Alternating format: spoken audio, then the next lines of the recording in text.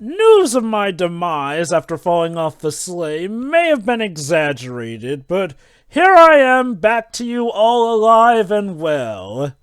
And I brought in a little present here. You see, my associate, Teoscavin, has informed me that, in actuality, the last day of Christmas is actually famously considered to be January 6th, due to, stuff like 12 Days of Christmas, all that stuff, what is also the last day with the celebration of Jesus' birth, and, the Three Wise Men. So, why don't we ring in the new year with a final Christmas pick, ergo what was originally supposed to be the final Christmas pick on Christmas Day? Well, it is Jingle Jangle, A Christmas Journey. A movie filmed, written, and directed by David E. Talbert, choreographed by Ashley Wallen, and with songs done by Philip Lawrence and the legendary John Legend. And kudos to him for making what is, in my opinion, a pretty great soundtrack. We don't just also have a good soundtrack, we also have quite an interesting cast. It stars Forrest Whitaker, fresh off of Black Panther at the time, Keegan-Michael Key, the absolute unit, Hugh Bonneville, Anika Noni Rose, yes, Tiana herself, Felicia Rashad, Lisa Davina Phillip, Ricky Martin, and Madeline Mills, just to name a few. It was a movie released on Netflix on November 13th, 2020, and it was arguably a movie that the world needed, given it was 2020. This is a movie that is about positive reinforcement. It's something of a modern fairy tale of sorts, one that has fairy tale elements, but gives them more of a modern twist. And I mean that in the sense that it still has a lot of the classic tropes. Don't worry, it doesn't try to play subversive with them or anything. I guess the same way Edward Scissorhand had it.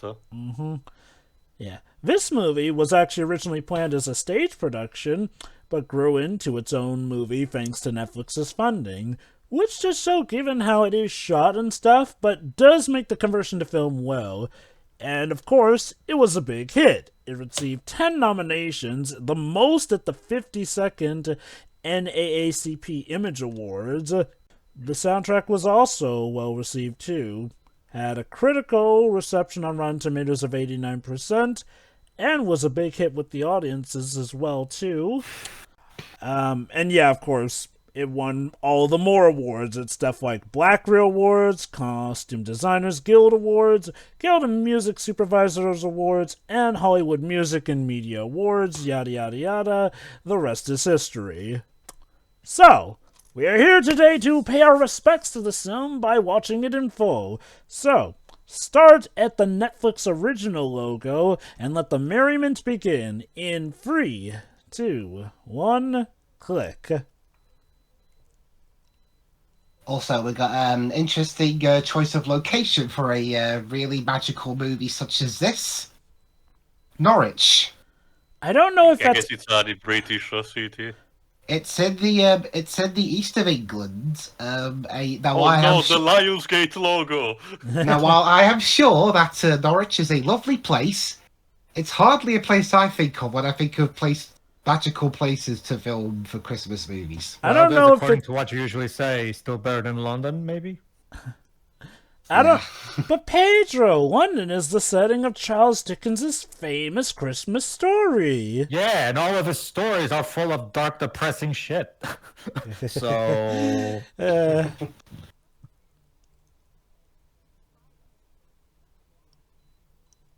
Did Robin Williams taught you how to, respect children's innocence? The hell? Also, as far as last names go, these days kids would be like, well, you can't spell legend without a big capital L.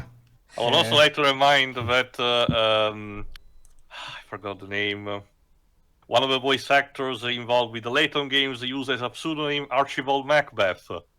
So, depends on anyone's choice. I mean, at least it's not like in the Simpsons, that Simpsons episode where every time you say Macbeth, you get electrocuted. So, yes. Introducing Mr. Macbeth's... Oh, shit, sorry.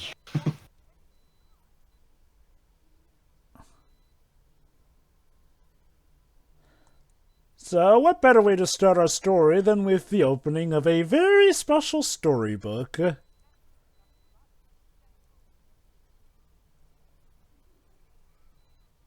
Wow, the book has mini geary things in it. That means it's steampunk.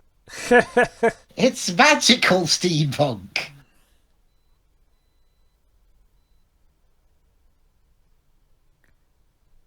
So you let that book gaining dust for how many decades? I'm kind of ashamed of this story, okay?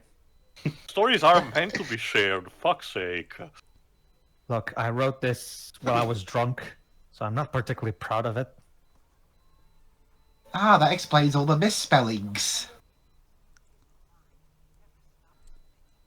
So this is the story of a famous toy inventor named Jovahexeon Jangle.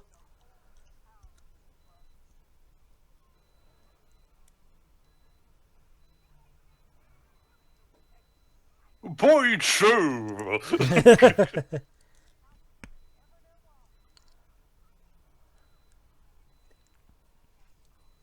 Is this where they filmed that Dickensian TV show? Could be anywhere, I guess. I wouldn't know.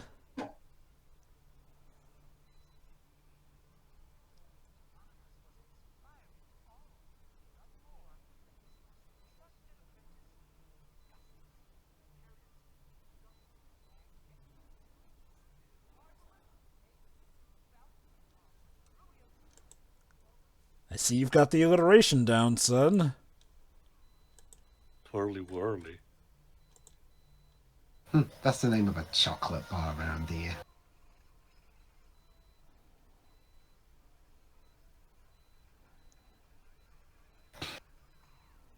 It's a work in progress.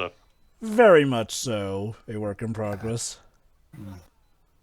Hey, at the very least, they don't do the stupid thing of, oh, this broke, that means he can never work, let's not pay attention to him anymore. Well, I was wrong about Dickensian. That actually filmed at an adapted warehouse in London.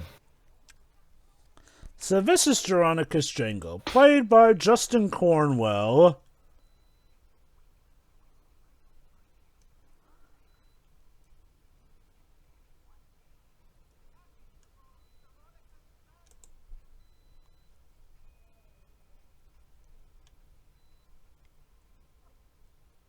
It's a pressure, one of those mails that arrives you with a pressure tube. Mm-hmm.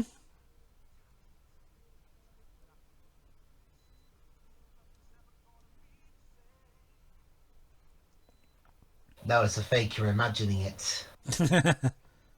Wouldn't that be a plot twist? It turns out that none of this was happening, and this is actually about the ramblings of an insane man. James, I get that you're British and you just cited Charles Dickens, but like not everything has to be necessarily this gloomy. Tio, this was filmed in Britain.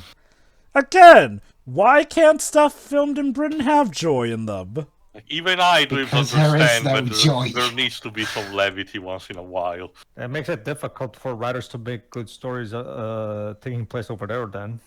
What are you talking about? We're experts at dark comedy. I don't know, Pedro. Doctor Who has been going on for literal decades.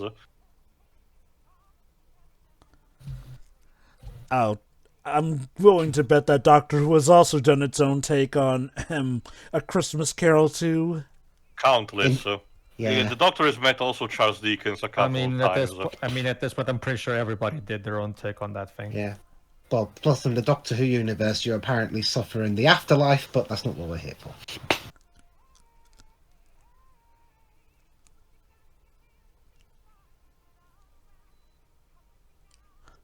So let me guess, he's gonna sing the song about how this adventure is going to change the world, and yet everyone rejects it whenever he pitches it to them because they don't see the Christmas spirit. I'll let you wait and see what happens, but one thing I do like about this opening song is that in a sense it is actually shot as like the big finale, grand heroic moment of a musical in that sense.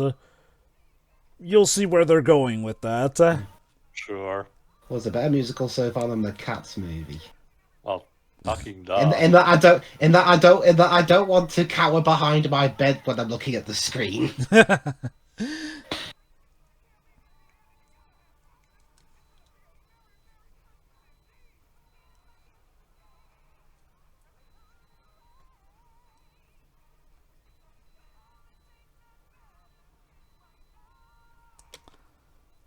Song's 3 years old.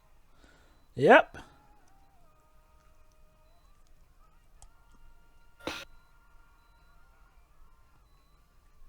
Good arm there.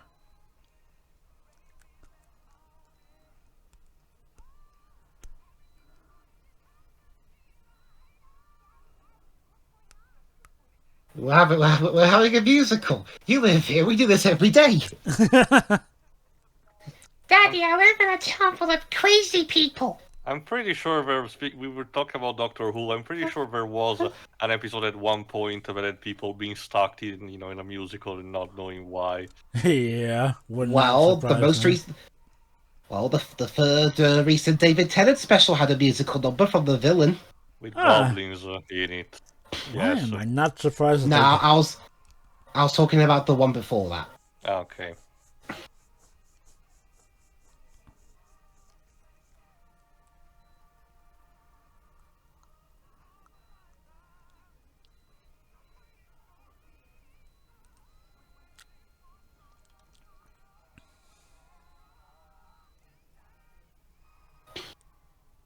No doubt worth All right, the wait. everyone, back to work. You had your daily musical number. Back to work, everyone. The actual musical score for this movie was composed by John Debney, who seems to be it's like his main body of work seems to be musicals or family movies that are like this. He does them well, I guess.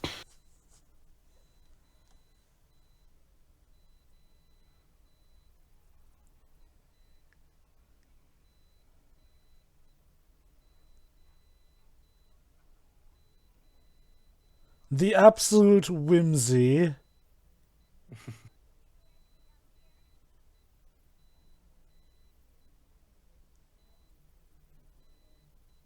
The human anatomy. It's I part guess of. he's trying to make an automaton. Wow, it's not even like Tom Cruise in Minority Report. He doesn't even need a technological screen for plenty in the equations. It's all in the mind. Don't shake it. You could wreck the machine. Oh. Daves, this is not the codename cylinder thing from the Da Vinci Code. Well, he shook it a little bit and it broke. I have made a gobstopper with a stick on it. A reagent. Mm-hmm. Eddie Vito, no. Jesus Christ.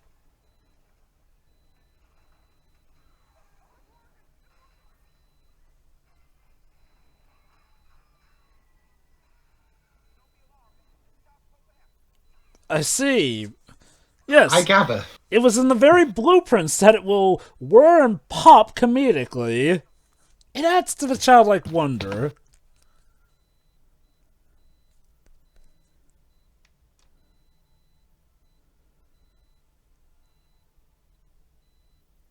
Oh, look, the protagonist from the Book of Life. Heh.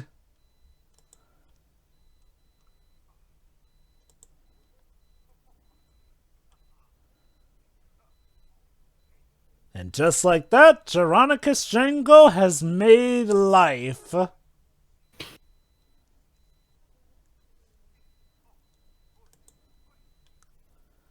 This Matador doll Miss Matador doll is played by Ricky Martin, a Puerto Rican singer and songwriter, with the motion capture done by John Labey, a British actor. You may remember him from EastEnders, Twibs. Ricky Martin is relatively famous here in my country, but I'm guessing it's on an international level. He's well known enough over here too. So ever since Neighbours, a guy who played a guy named Paul Coker went on to do motion capture where he will be spoken over by Ricky Martin. Paul Coker. That sounds like he's a drug dealer. Okay, I don't know. I wasn't watching that era of EastEnders specifically. Sure, Roy, were you? What character was? Paul Coker. Paul Coker. Doesn't ring a bell. Okay, I'm pretty confident that we're enough for me to say. So does that guy, I forgot, yeah, this guy becomes the villain and basically Mandark. Not exactly Mandark. I'll let you see what happens.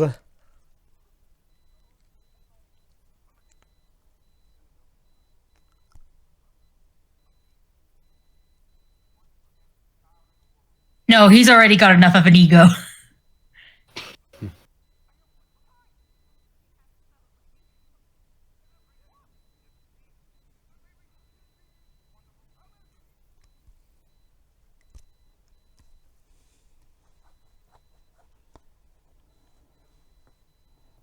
Yeah, he's gonna take care of them.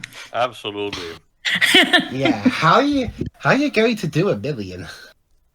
Well, simply replicate the process. Yeah, mass production with these can be relatively easy to be made, knowing what you are doing. Mm-hmm. Ouch. Jesus, you haven't even seen what he's invented. Like, this movie is telegraphing really, really hard.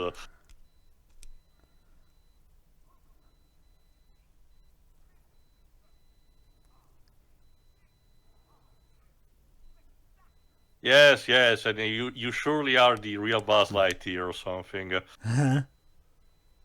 Plans for Don Juan Doll. Yeah, the hell was that? he kind of just had the equivalent of a midlife crisis right after being born. You passed the border. Oh my god.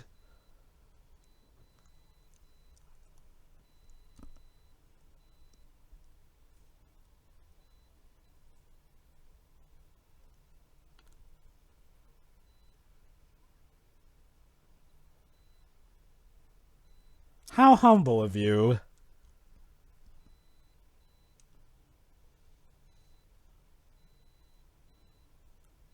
Looks like he's making a time turner. Or that all-seeing eye from the first Tomb Raider movie.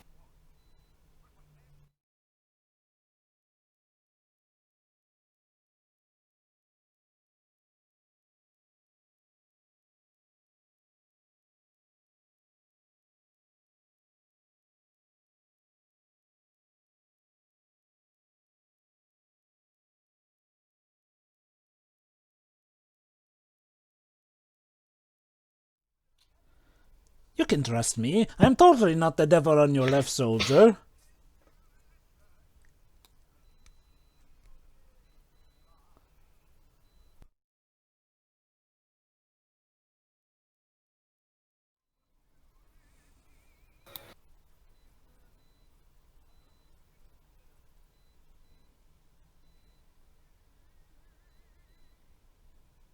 Borrow it definitely. No, don't. Don't do that. You'll cause a financial crash. That would be certainly one of the interesting ways for an economic crash to occur. One person borrowing everything forever and ever. Wasn't there, I think there was a joke done in one of recent Max reviews. Was there like a law in America about not buying too many audios because someone bought the entire, quantity of audio present in Chicago in the early 1900s or something? Don't know if there is specifically a law against that, but there have been cases where someone essentially monopolizing something has seriously hurt the economy. In some cases by buying up all the shares.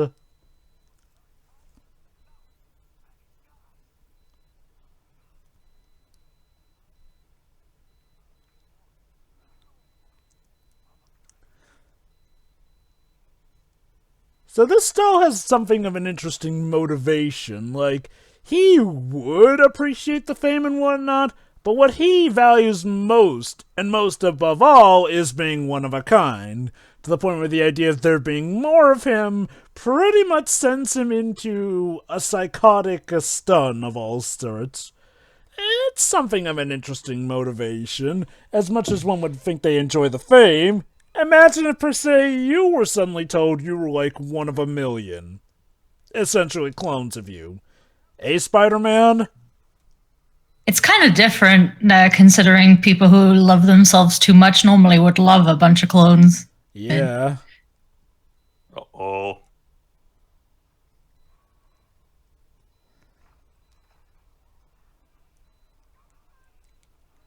One could say that that was a realistic take on a panic attack. Yeah, no. We're not doing this. I love Puss in Boots too, but man, people really spout that one too much.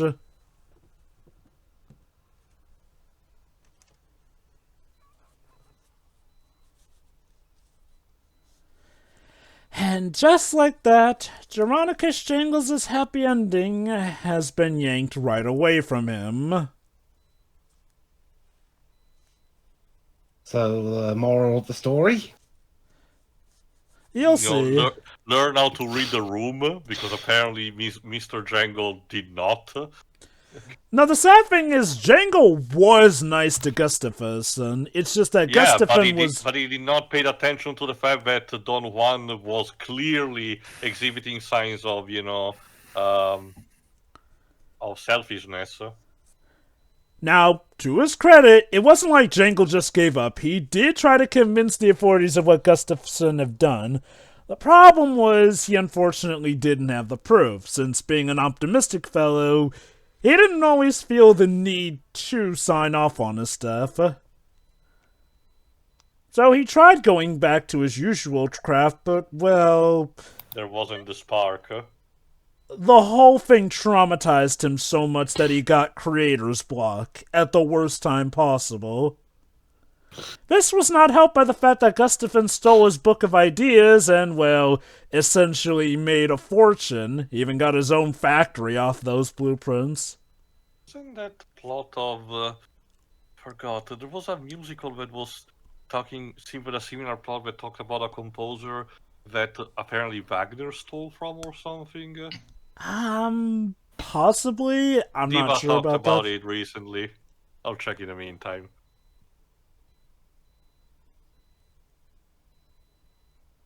The way of doing these scenes is Oh, very cute. okay, Oh, then. oh, never mind. I said nothing. Shiroi. And then she died. Shiro, you just jinxed us all.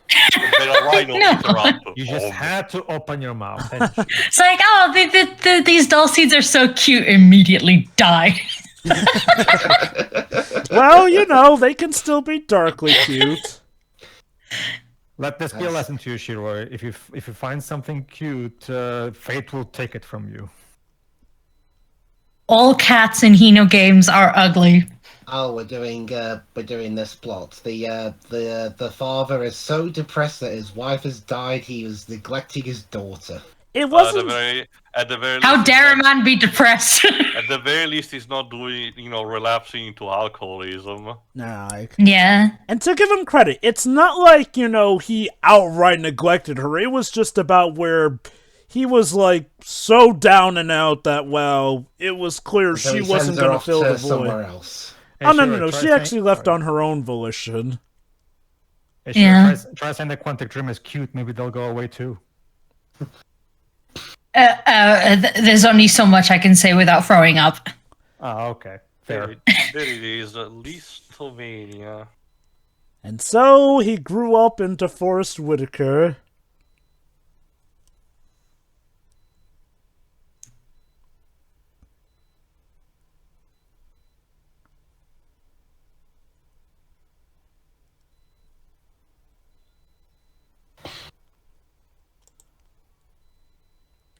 Will you stop wrecking my shop?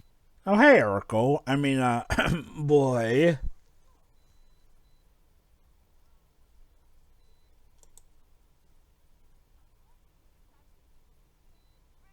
So now, Gerosnus? How do you pronounce Geronicus. it? Geronicus, they are. He's grown up to be Forrest Whitaker. Yeah, Jova said. Who's playing this trial instead? And let's see.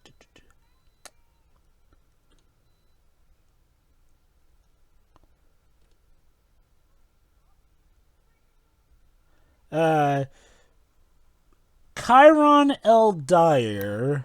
Okay, then. Oh my god.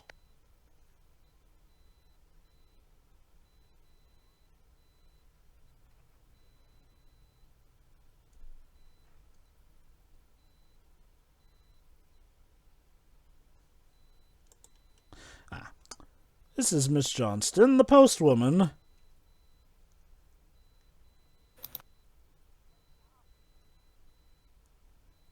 Played by Lisa Davina Phillip. Mm-hmm. You're wasting electricity, miss. I prefer Although the we're dark, singing- cold, and loathsome. Although she doesn't actually do her own singing voice in this movie. It's Marisha Wallace. Which is funny since Lisa Davina Phillip, well, she's from the UK, but she's also a singer. Maybe the voice they went didn't match or something. I don't know. I really don't get movies like these where they get actors that can sing, but get somebody else to do the songs. It's just Unnecessary, yeah. I don't That- get it like either. that cat like. I'm pretty sure there was a movie. I think it was Swept Away where they dubbed over Madonna. Yeah. The Guy Ritchie version. Yeah. Dubbed over Madonna. Wow. And the original wasn't even a musical. So... Like in terms of animation, recently the Miraculous Ladybug movie that got somebody else to play the songs, even though Christina V can sing. So Yeah, it also happened with the Spearheading Free movie, I forgot. well, actually, no. Well, okay, but to be fair, when they made those shorts from Ponytails, they did get the actual actresses to sing the songs. To be I'm fair. talking about the movie, Spirit Untamed. Well, that movie got actresses. Nobody no actor from the original show came back for that No. anyway. So Maybe it's a case of not them, believing she can sing, but more they couldn't get her to sing the way they wanted the character to sing. That is... Because it has happened. then Well, that's what's happened before. Because in MLP, the characters sing, but sometimes the speaking voice actors are not the singing ones, and they're actually just other characters who've swapped roles just for the singing part. We're technically both thinking about animation. A product like this movie instead, also relies on live action. In that case, I guess it's the conundrum of wanting to hire an actor of any kind for appearance purposes. But unfortunately, it can run into the problem that if they do not sing according to the expectation of the people involved with the music process, that creates the problem. But that just speaks on a bigger problem of pre-planning. Ideally, again, say what you want about Cats, but they did cast people who were actually singing for themselves. Oh no, definitely. The only case that I can think that is actually justified is what they did recently with in The Simpsons, where they got Kristen Bell to dub over Julie Kavner because Julie Kavner cannot sing anymore, which again demonstrates that this show needs to end. So, now the question is, what will it take to get that show to end? I mean, the obvious answer would be it needs to stop making money, but it's Simpsons. Don't get me wrong. I'm not saying that I hate it or anything like that. It's just that when your female lead cannot do things entirely anymore, I mean, that's as good of a sign as anyone, isn't it? I mean, come on. Although, from what I've heard, apparently the recent seasons of Simpsons have apparently been a good return to form, from what I've heard, so I guess they'll just keep the engine going. And I guess, to be fair, I do wonder how much of that is Julie Kavner getting old, or just the fact that Marge's voice has never, ever been easy on the throat. But Julie Kavner has sung before in The Simpsons, though. Oh yes, Marge. Oh yes. My point is that I think it's a combination of, like, her getting older and Marge's voice not being the easiest to work with. I guess. Hi. God Hey, I damn! wonder who's a dick. No. So, is Despite... this Hugh Bonneville's character by any chance? Let me see... Yes! And despite his He's mainly open... known for being in Downton Abbey. Yeah. Bye. Bye. Please. There you go.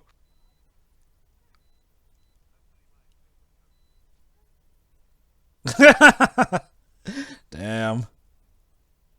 Despite the opening remark, he actually is a friend of Jangle's. Oh, I thought he was basically the not inspector, but the responsible for wanting to evict Geronicus or something. No, but he is his banker, who unfortunately has bad news for him. And to his credit, Also, Juma... I love how the jacket almost got tangled into some of the props. Oops. Yes, Jova. To his credit, he has actually been the one who's been holding off the bank from Jangle for like 30 years. Essentially, back then, Jangle got a loan from the bank promising a special invention. But since he has not exactly been on his A-game, he hasn't been able to deliver. For again, 30 Of years. course, we gotta get the money for Christmas or we lose the house.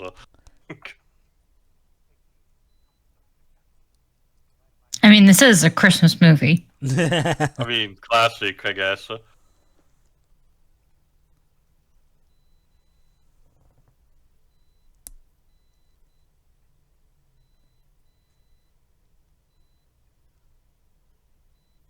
Ah.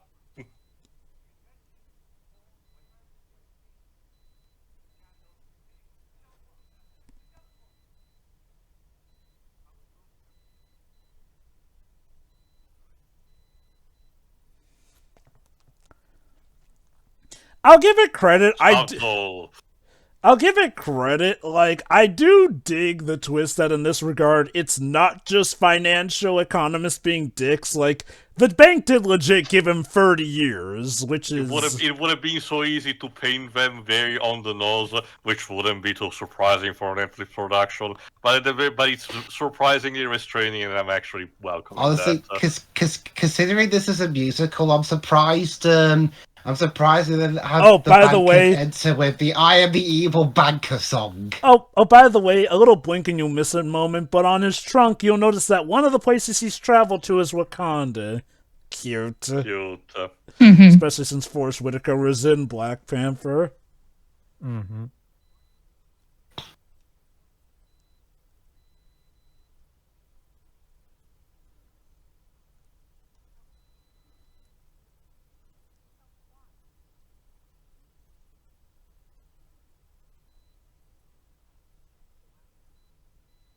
But yeah, like Sherry said, I really do love these dull story mode parts here, which are used to convey stuff. Over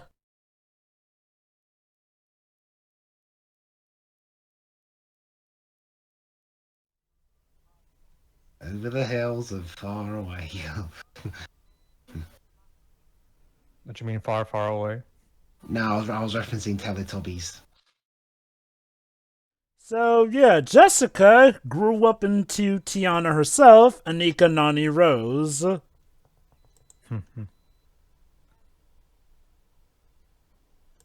And she had a daughter who she named Journey, played by Madeline Mills. Okay, we were talking before about all the nose names. Yeah. Well, there's Journey here. There's a character named Story in Yeah, in in Lady in the Lady Water. in the Well, Water. Well, like Jova said in the previous commentary, at least there's a in-story reason why she's called Story. Oh, Yeah. here it's more like the metaphor is hammered into your face with the tool that she's using right Well, yeah, now. I get that, but at least it's still a reason. Whereas something like some of the other stuff we've seen where these on-the-nose names don't even have any good reason to be in there. And Yeah, honestly, I don't know I have what she's actually saying. seen that some people can be called stuff like Journey. I'll admit, as far as on the nose names go, Journey is one of the ones I'm more fine with.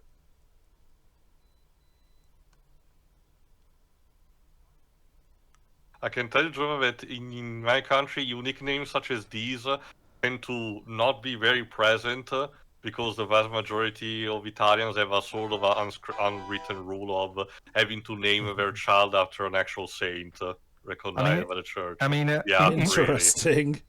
I mean, in Christopher Nolan's Tenet, the protagonist is in the credits is called protagonist, but in the movie itself, they never actually called to his name or anything like that. Oh, okay. Is it protagonist in the sense that, like, it's just that's what the movie refers to him as, or is that his legit actual name? The movie, the characters never actually refer to him by any name. They just say you or something.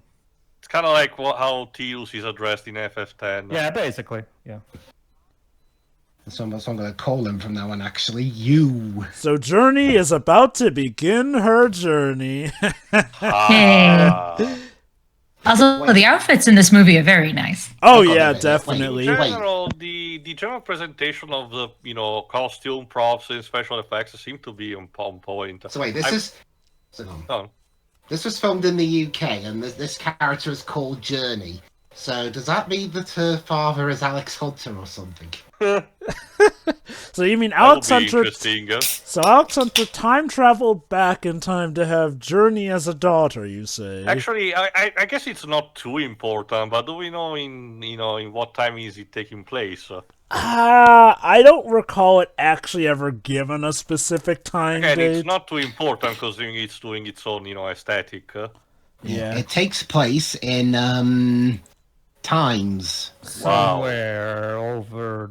Oh, it's a spin-off of that Disney live-action movie. What is called? Like it came out a few years ago with Oprah. What's it called? Like the Time Rift or something. Back in 5 minutes or less. That being said, going back to our previous point, like,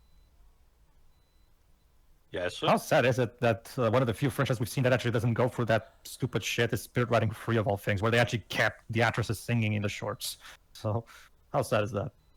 I don't know how people think when making these products, Pedro.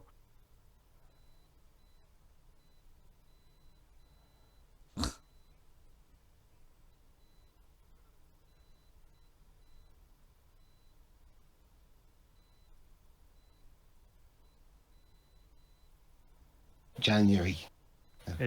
Sorry. Well, that's it. That does have a U. Yeah.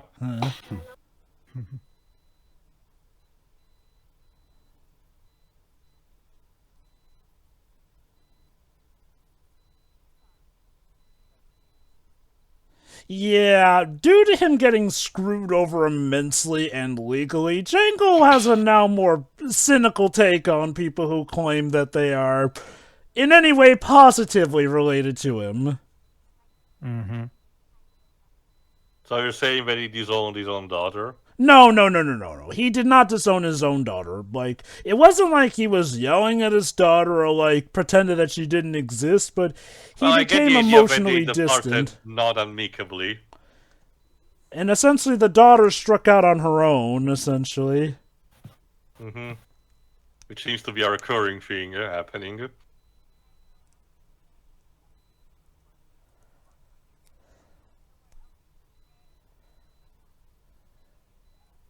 Basically, he doesn't believe that his own granddaughter would want to come to him. That is how low he has sunk, to the point where, it's your iconic sense of self-loathing. No way do I deserve any of this happiness. No way would anyone so much as want to be around me.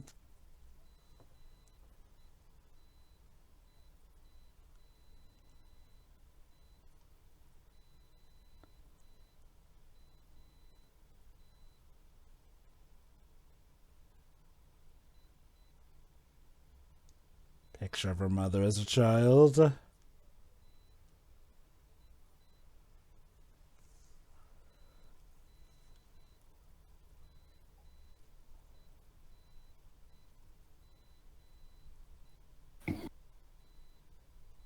But yeah, like Curious said, one thing I do love is the costumage and set design of this movie. It's so done well, on point. Like, it does have that, guys, where you can tell that it may not be the biggest budget movie, but they work with their budget well so that it looks great. You can tell it's one of those things where it's the occasion where the movie, being financed and produced by Netflix was for the better, in a sense that it was allowed some degree of creating freedom and knew how to use it. A bit kind of like Klaus. Mm-hmm. Again, due to his trauma of having his work stolen by one of the people he trusted the most, even with those he loves, he does include stuff like signed contracts don't or have, stuff of ink. proof. Oh, let me guess, it's invisible ink. Very good, Tio. Classic. Any inventor has this kind of trick. Yes. Mm-hmm. At least it's not blood. Boy, that'd be an interesting way to meet Grandpa. Having to sign a contract in your own blood. Well, we were mentioning about The Simpsons before. It's kind of like what Ned Flanders says in one of those Halloween specials. It's always the one you don't expect. Mm-hmm.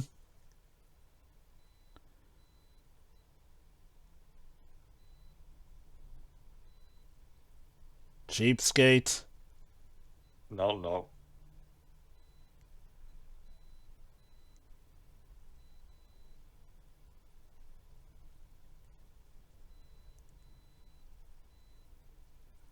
Not exactly the location of childlike wonder it used to be.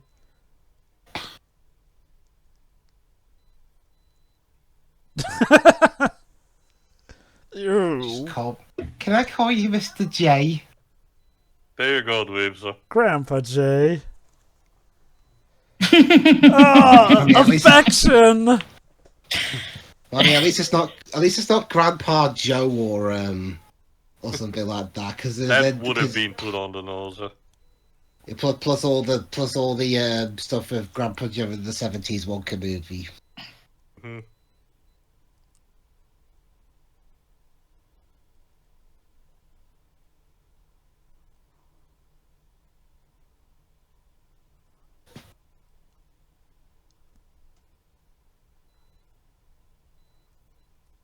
For the next idea to steal. Yeah, let's see what became of Gustafsson.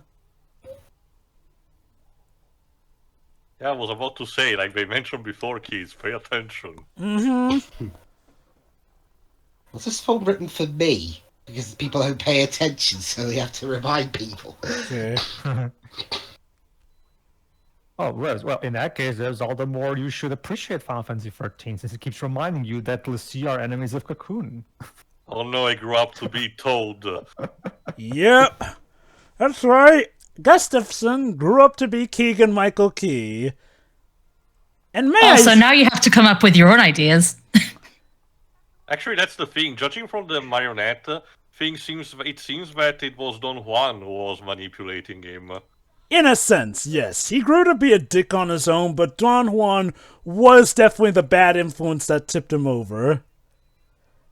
So yes, he is played by Keegan-Michael Key, who absolutely bodies the role of villain in this movie. He comes with my personal favorite song, Magic Man G. And with a green suit, was someone... Okay, was this made by someone who was a fan of the Wansler in the Lorax movie or something? Possibly. The internet has a weird obsession with him. Which Lorax movie are you talking about? The CGI one. Believe it or not, in case you don't know, Pedro, apparently the internet has a weird obsession with the Wansler in that movie, and I don't know why. Oh yeah, he got a ton of fangirls too. Deji told me that apparently be labeled, as they say in the biz, quote-unquote, Tumblr sexy man. Yeah, he's under that category. Yeah. Who played him in the movie? Jesus Christ. Not Zac Efron, that's for sure. I don't know.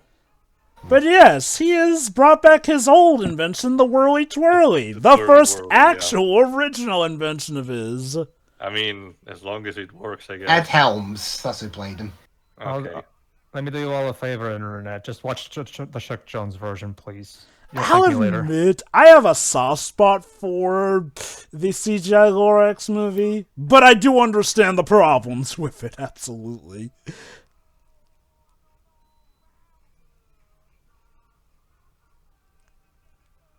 Anyone seen that Grinch slasher horror movie? Man, this is the most peppy investor meeting I've ever seen. But sir, we haven't talked about our gross profits yet. Well, the chart says. Chart says it's dance time! But nothing's getting done, sir. No, don't you see? The music is used to convey the process of progress.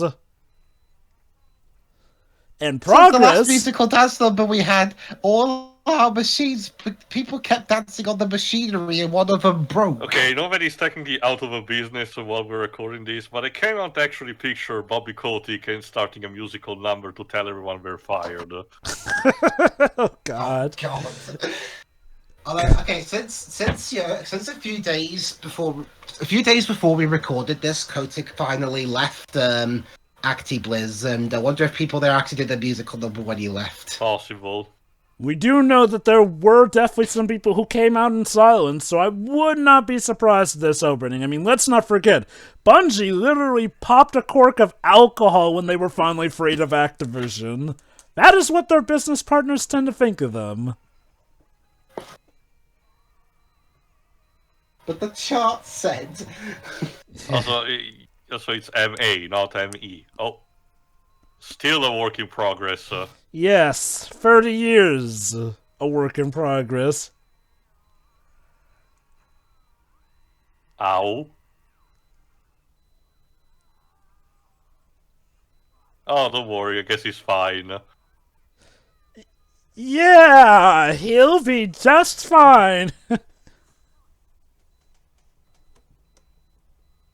You should probably get to, get tips from the villain from Mr. Robinson's. He seemed to know how to program functioning flying drones. Actually, no, he stole that from the main protagonist, too. Well.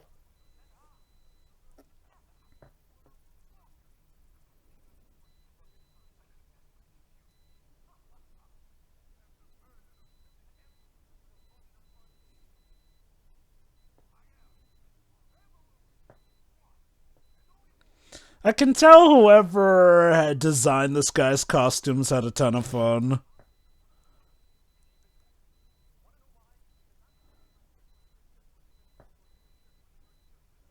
This is a much better use of Keegan-Michael Key than the Predator. Well, fucking duh.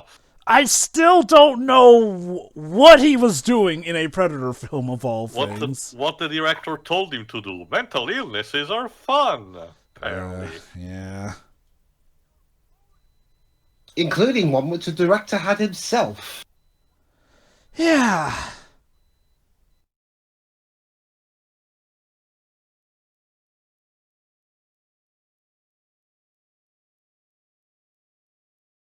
Hey, at least he's honest, saying he stole it.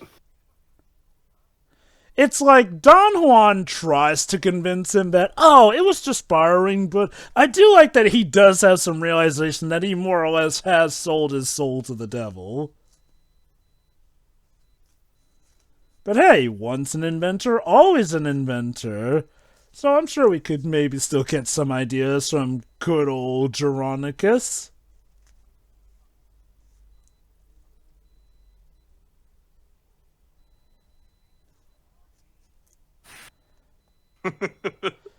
I'm reminded of my childhood so much. What, you had a parent that you wanted to talk with but told you to shut up? No, the whole chores dealio. It's like, Okay. hey, if you have time to talk, you have time to do chores.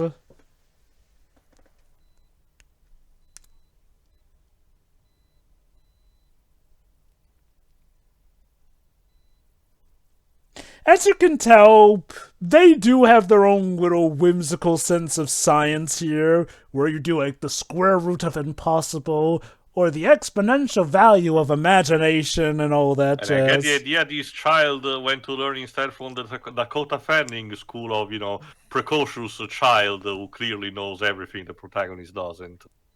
Thank goodness it was the Dakota Fanning school, so she's actually entertaining instead of insufferable. Well, you haven't seen World of Wars in a while, haven't you, Jova? No, I haven't. She screams all the goddamn time. Weird, a Dakota Fanning performance where she screams. I usually know her to be a smart-out child. Yes, even in Twilight. Also, the cat in the hat still not funny now, despite of that. When it comes to Dr. Seuss books, the best adaptations are the Chuck Jones ones. In terms of the newer ones, I like, of course, Jim Carrey's The Grinch and Jim Carrey's Horton Hears a Who. I wonder if it's a sign that Jim Carrey is the missing link. Well, to be fair, the man's a living cartoon, so there you go. Like I said, I do have a soft spot for the Lorax, and I'm starting to have a bit of a soft spot for the Cat in the Hat film. Again, I still recognize what is wrong with those movies, though. I will say this, though, I do think that, just making the adaptations animated did not save them, because I cannot stand 2018's The Grinch. Oh, no, of course. See, the difference is that, like for example, the reason I don't like the Lorax movies, it completely misses the whole point of the original book with the environmental message aspect. So you can just watch not to mention the overall style and the overall cartoon and the musical aspect doesn't really fit the more somber tone of the book. So the Chuck Jones version is a far better representation of the book. That I can definitely agree with. Also, I prefer Everybody Do Need a Fneed in the original as best song. So yeah, it seems that the granddaughter has some sparkle of that magic. The spark that Geronicus sadly lost. It's a kind of magic. Oh, the journal of her mother, Jessica.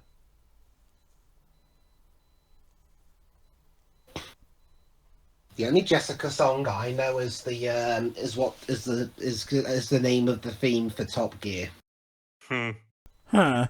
Interesting.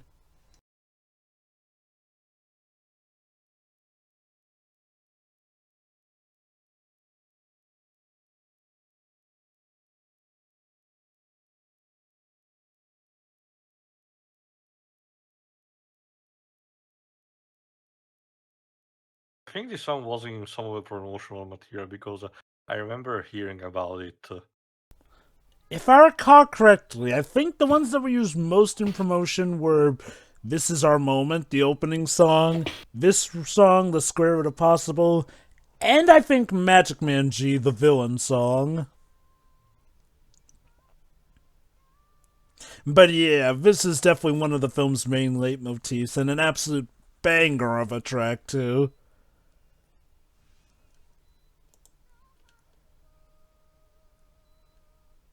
That being said, I'm hearing some auto-tune being used for this girl. I don't hear it too much. I feel like Then she's again, relatively fine. I guess it's just a stylistic choice used these days because, again, if Disney constantly uses it, I guess it's just a matter of, everyone is following it. Stylistic choices are the one time where I could sort of understand auto-tune, because that's the only explanation, for example, as to why the hell you would need to auto-tune Cher in that one song. I'll admit, I've never really sussed out any egregious auto-tune sounds from this, so my best guess is that if there is auto-tune, it's just mainly stuff to, edit the voice in with the music, which, yeah, you do hear in songs even for actors who can sing. I still think it sounds fine, so it's nothing egregious like Emily Watson in Beauty and the Beast.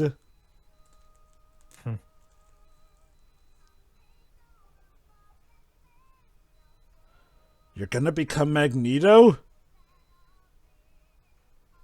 Maybe Polaris, who knows?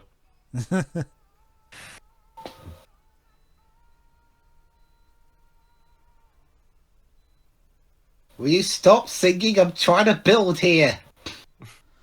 But Grandpa, it's the uplifting heroic moment. I don't care if I'm actually being lifted up. I need to build here. I've got to... You've distracted me. I could lose everything. It's funny you mentioned being lifted up, but I'll point out later on. It's like the paraphrasing that scene from Breaking Bad. Journey, what the fuck are you talking about?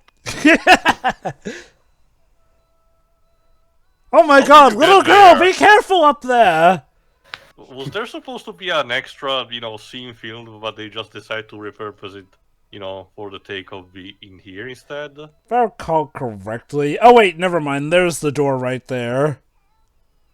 Oh, and can guess one of the windows, was used. I get it, but it feels like for this kind of musical, there should be like the scene where she gets there. Little girl, you have a wonderful singing voice, but could you please tone it down? We're Some of us are trying trying to to sleep. It is 3 a.m., young lady. Especially in the UK. Now this is starting to get weird for the location. Hey, come on, we're in Norwich. We're asleep here.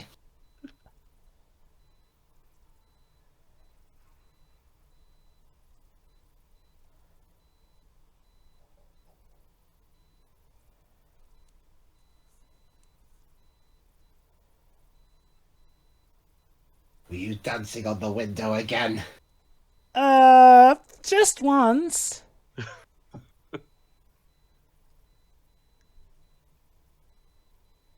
Sure.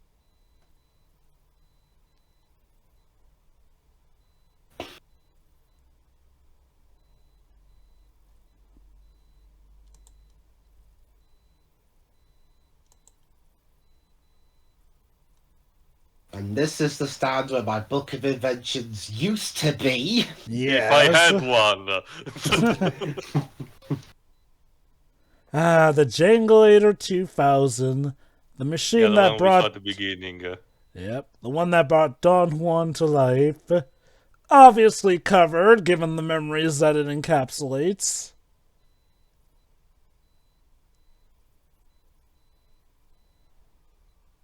How did you get in here? Secret passage. Well, not so much secret passage, secret mechanism.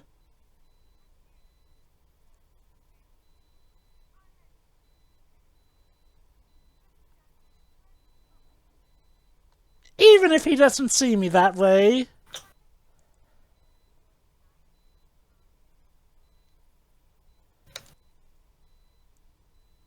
Yeah, we're not doing this.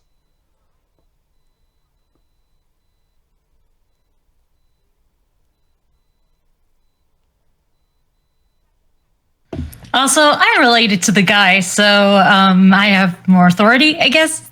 Of course, nepotism.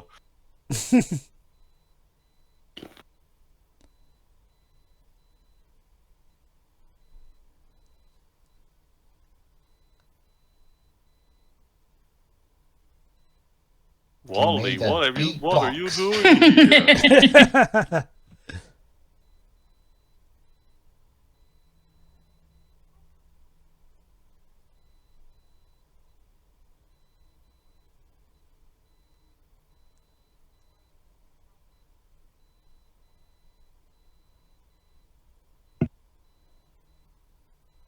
Because I'm not suffering through, losing my loved ones.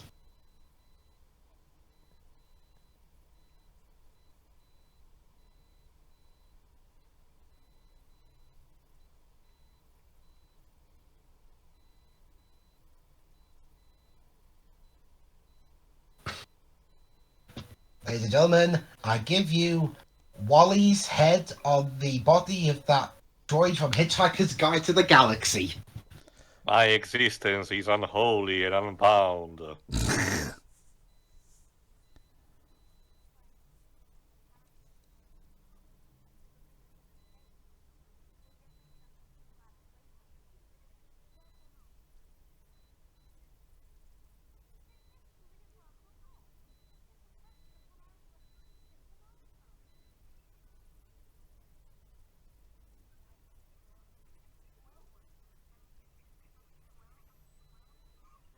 Oh no, it really is the Predator. Oh no! It's marketable! And we could sell thousands off of it!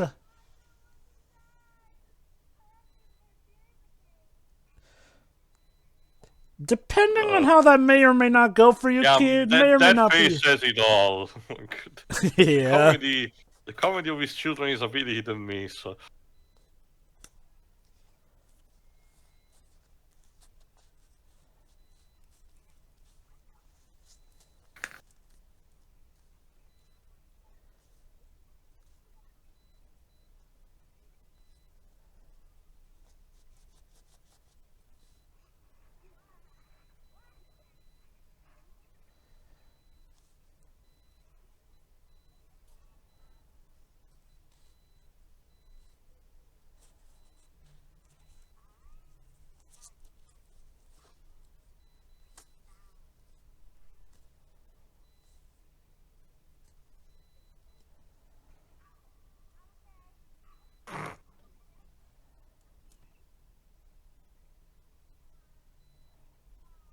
So its vocal chip is literally an AI. It samples the voice of someone and then constructs phrases for it.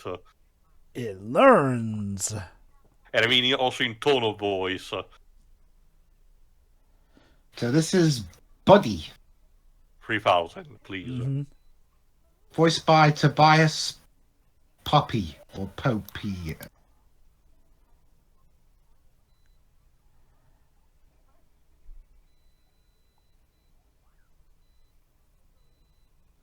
So essentially, Buddy 3000 runs on belief, essentially.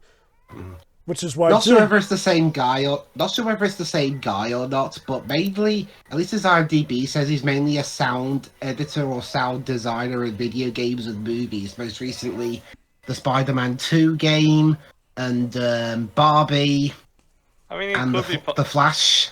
It could be possible. It's not the first time that we see a composer or a sound, director being assigned for voice acting in a minor role like the comic relief. Mm-hmm. So, Dwibs, you mentioned being lifted up earlier. Fuck? Yeah, Buddy can do that. Okay, so when are we defeating the Saiyans arriving on Earth? Alright, so Buddy is Superman. Even the music is trying to get there. It's like John Debney. John Debney was never given the opportunity to compose for a Superman I movie. will do a Superman score, goddammit. So you wanted to think of this scene? Even if it's in a Christmas movie. Yes. Just don't think about it, Edison. Just go with the flow, Edison. Oh my god, it really is going for a It's Superman pixie vibe. dust or something. Yes! Yeah, happy thoughts. Well, I mean, it does involve faith and trust. We just found a way finally to cut out the pixie dust from the equation. Damn The miracles of science. Okay, the problem of the series scope like there, that's pretty the same of Lazy Town. Like, Cute. Uh-oh. Yeah, suddenly he senses less believe. Right as Jangle comes in.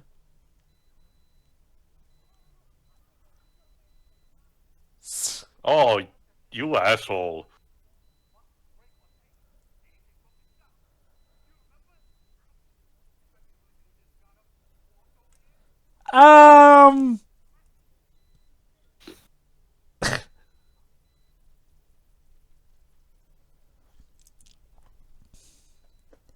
So, remember one thing. The Buddy Bot does run on belief, but a lack of belief will power it down. Oh, of course we're doing the whole, it doesn't work, therefore I don't believe you. Even though he's literally invented something that can move and talk before. Yeah, that's a really easy invention. It should perform under, the calculation that he did back then. The idea here is that Geronicus is well and truly a broken man, one who has lost faith in himself to be able to have created something that great, essentially. This is juxtaposed in how, again, the minute he walks in, his lack of faith overpowers the children's belief, essentially, and creates essentially a vacuum of faith in that regard. Oh no, I get that, but the idea is that he designed ideally this thing before shit got real, back during his prime. He just did not have the occasion of test it until now. But ideally, theoretically, the children literally did just what the blueprints told. So ideally, he should know what the capabilities of a machine are. Just if the movie is going for the angle of is denying the obvious because his depression overrides logic, I get that. But if it is, I don't think it's conveyed as good as it is. I do get where you're coming from on that. I think that the portrayal does work, but I do get how it can fall under arbitrary skepticism that, oh, well, there's no way a robot can fly. I'm just the guy who created flipping life in my garage.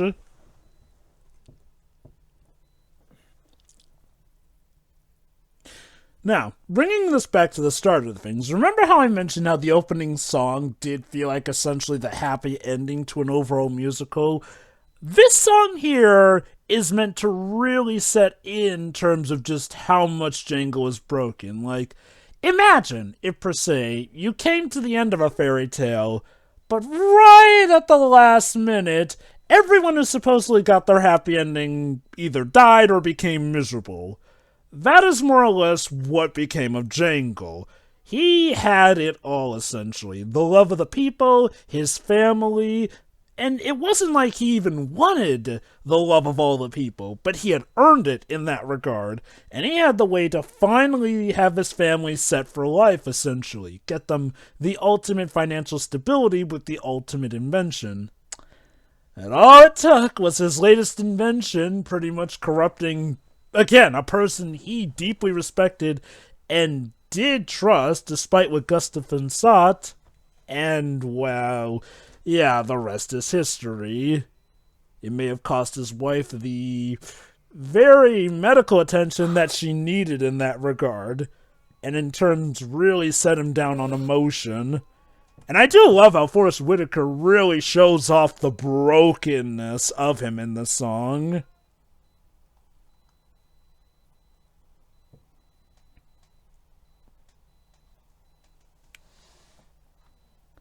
And I will say, I do get where the movie is coming from. Like, unfortunately, when life does beat you down this constantly, you do tend to lose belief in yourself, even at points where that doesn't make any sense, just because it all does weigh down that heavily on the mind.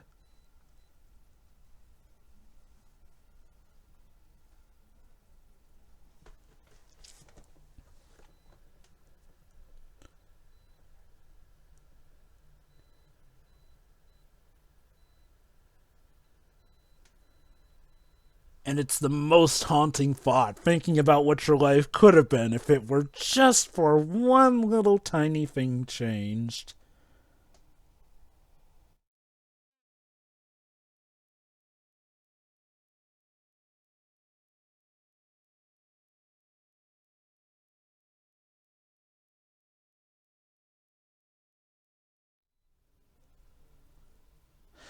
But yeah, in terms of why he can't see why it doesn't work, I'm at least glad that they gave a reason why it doesn't work in his presence. It's literally his lack of belief that powers it down in that regard.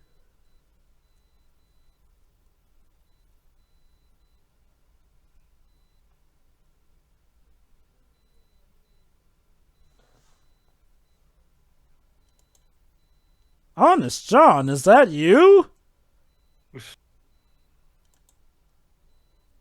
I mean, I'll give the Pinocchio remake. Casting Keegan-Michael Key was one of their better decisions.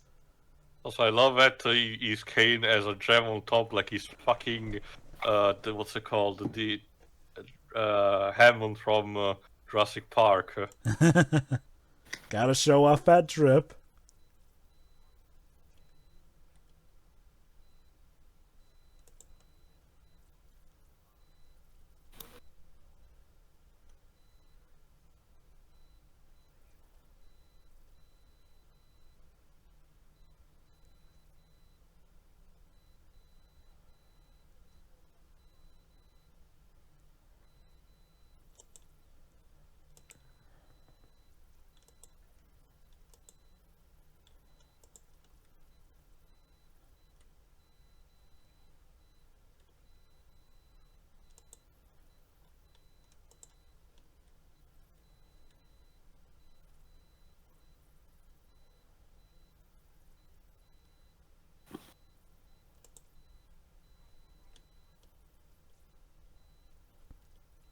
Also, personal space.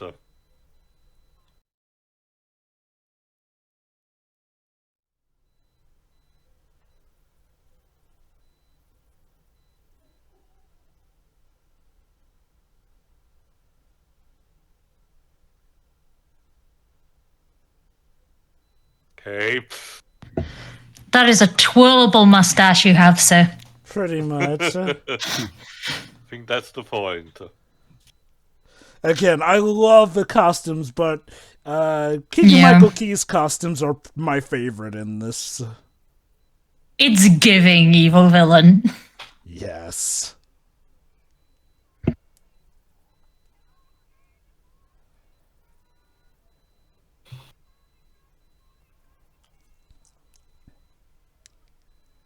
Ha! Buy one, get Buy two one. free, but only if you buy one more.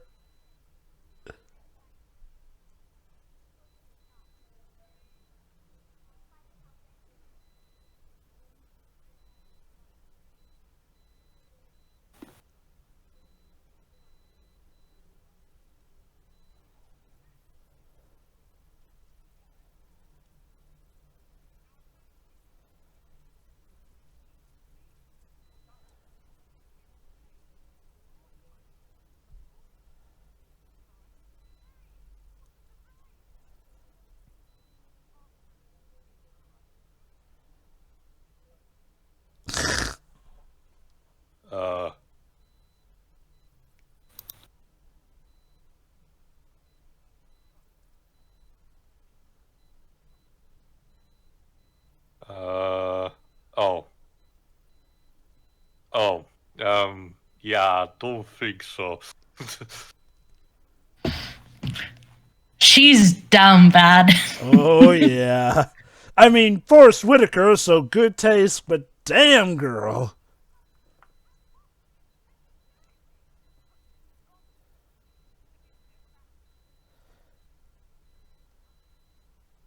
And she's a widow, so she don't have no one to hang out with. We're both alone, so let's be alone together.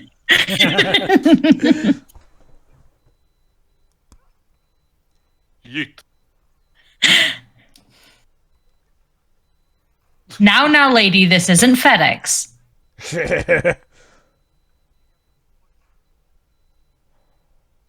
Yeah.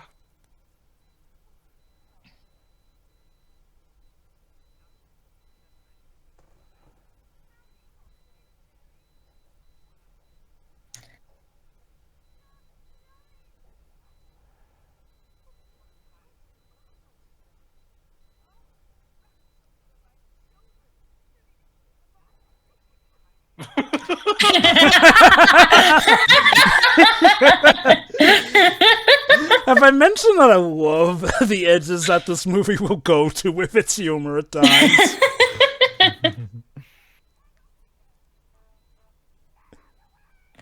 Well, that's one way to take rejection. It's road rage at Christmas.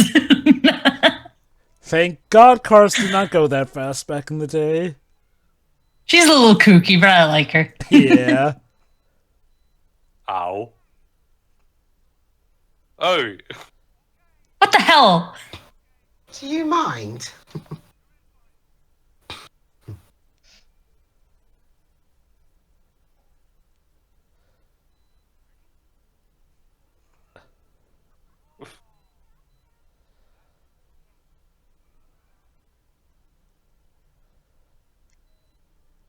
Even if we grow up, we never forget the art of snowball fights and war. But he's doing it with math. You got some.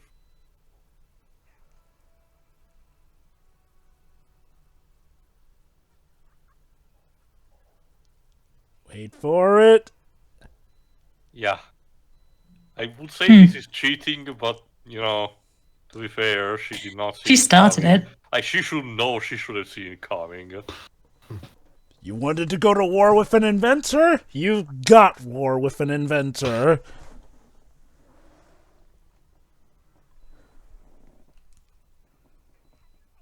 Yes, since it's still, you know, relatively early time in the UK, we always have street urchins ready for, you know, any kind of activity.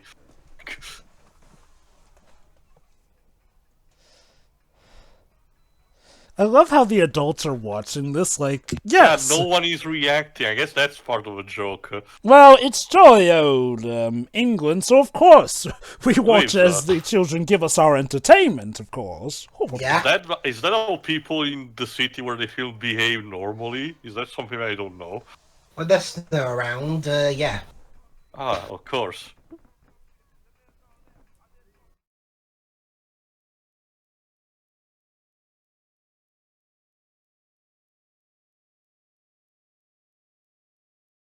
Is it people throwing snowballs at each other in town? Is it coming round your area? As in also the other people not noticed until now, I guess. We don't get snow. What are you talking about? Dang. The UK is truly a magical place. But We get you're one of the, sleet and ice and. you're one of the wettest cities in Britain, so when it gets cold, I thought you'd be bound to get a lot of snow.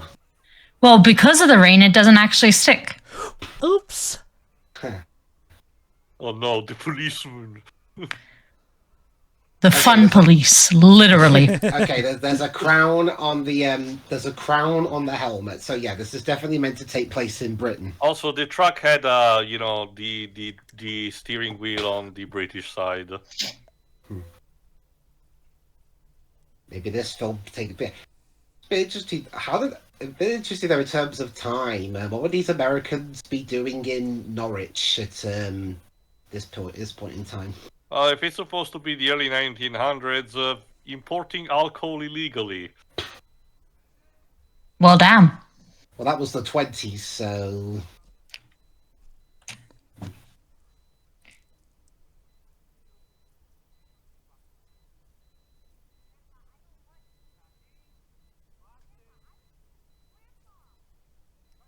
We were having so much fun, Grandpa, before the police got involved. Fun isn't allowed. It's the law. Wow, we must be in Britain after all. Is there a tax on fun, too? Yes. I don't know, Jova. Let's say check. Well, whatever. Not too easy of a draw. Come on, make it.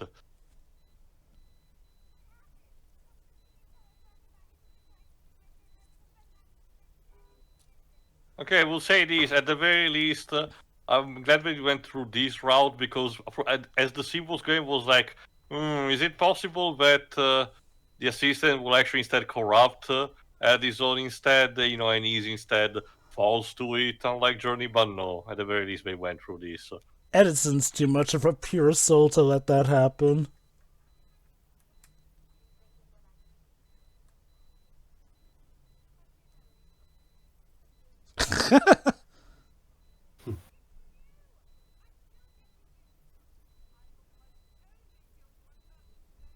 Progress. Potential this is vehicular terrible. manslaughter.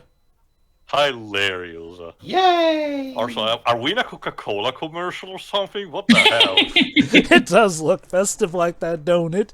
Anyway, time to infiltrate the factory.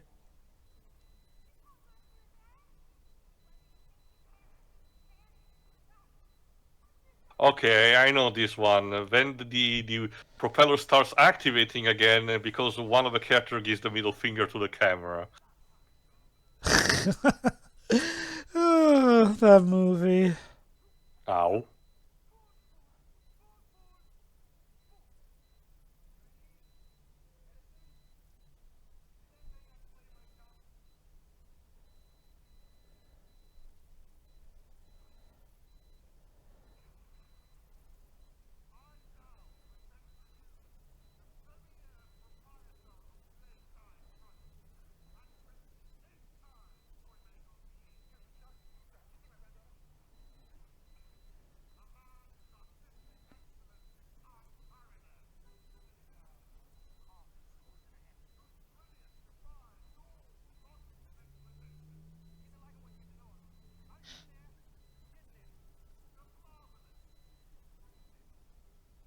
Aw, he realizes he really does love his granddaughter.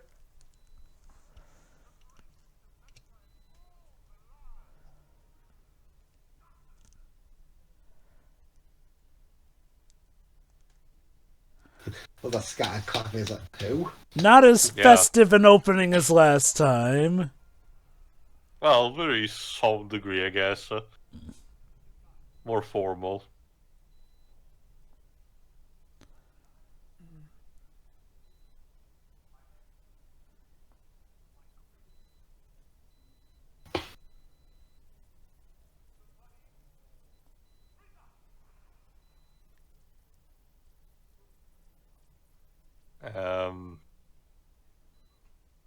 Okay.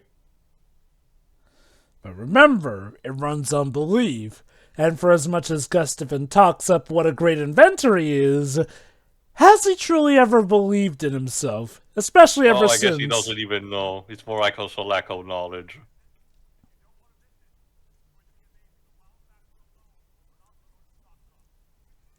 And remember, disbelief tends to overpower belief, especially if it's lacking with the Buddy 3000. Damn!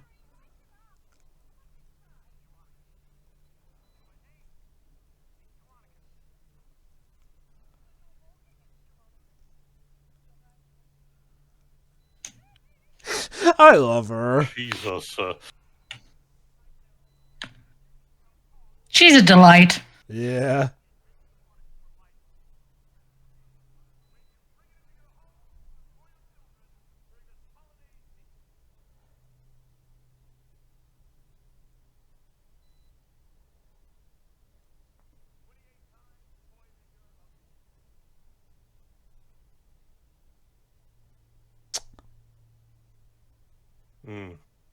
Could have gone better. Awkward.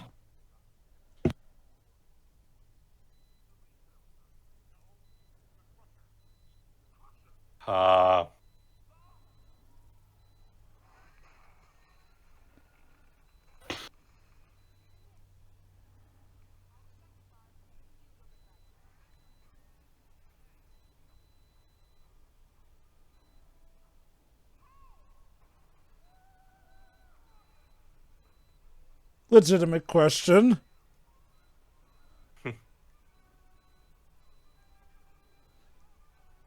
Again, Daphne really did want to make a Superman score by the sounds of it.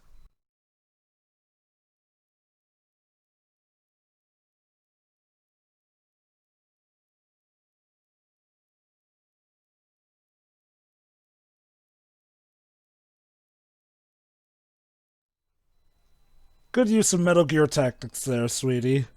Well, there were no boxes to use. She was hiding behind, except they were wooden boxes instead of cardboard boxes. Yeah, Black A box is a box. boxes, schmoxes. That is so last season.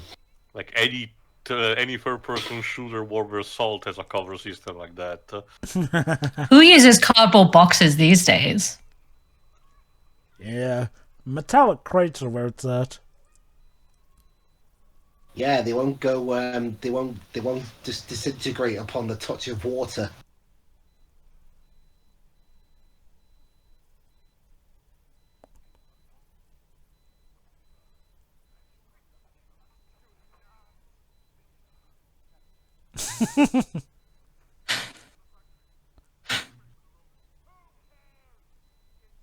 Yeah.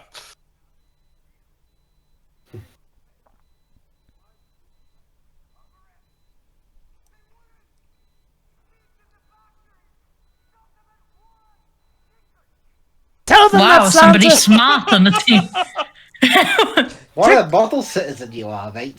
To be fair, Oh, that- he's a toy. That was the doll saying. Again, if anything, he's telling me that Geronicus did not really had in mind, programming something like wisdom in the fucking toy. Well, it was a work in progress. Oh, okay, now the ventilation starts working. Oh no.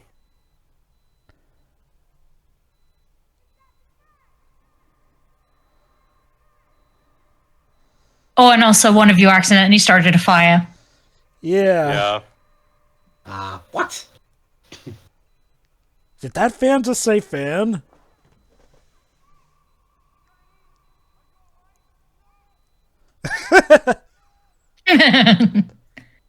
We're still alive. That has to count for something.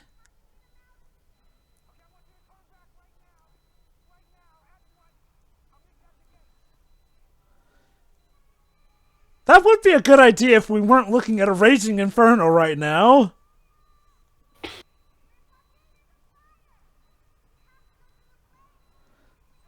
Yeah, it's a bit impossible right now. You'll be cut to ribbons. It's like that. It's like that scene in the first Willy Wonka movie, except I don't think burpee's going to help you this time.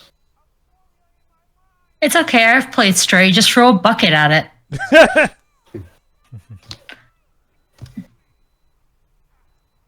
A movie theory. I'm sorry. No, you're not. Yeah.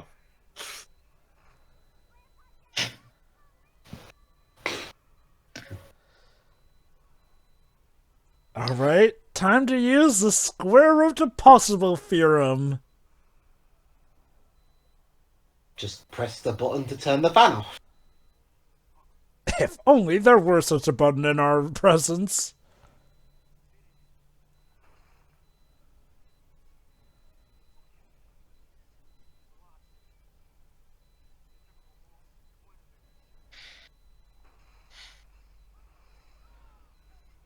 Ah, fire! Oh, what weakness! I mean, yeah. Also, can't they just in the meantime move the crate near the fence? Why do you need to stay there? You'll see. That fire's gonna be spreading soon.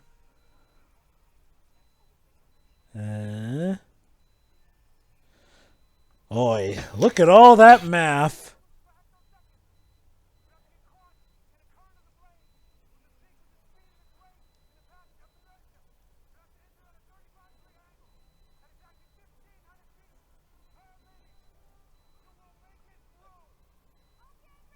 Sure. Well, our options aren't exactly the best at the moment. I don't know. Like you have broken the lever, which we used for the to train. There you go. The crate. You could use it to jam it into the fans, the propellers. We need something big enough for it. Also remember, the buddy is in the crate, and we don't want buddy Oh getting no, not cut the crate. Just the lever that they use it. That they had. Oh, in that It's case, like a big metal stick, after all. in that case, it may not be big enough for that, seeing as how big those fans are. Man, that looks like a fun ride. Shame, Def is literally seconds behind them. Yeah, I don't think it's work for testing purposes.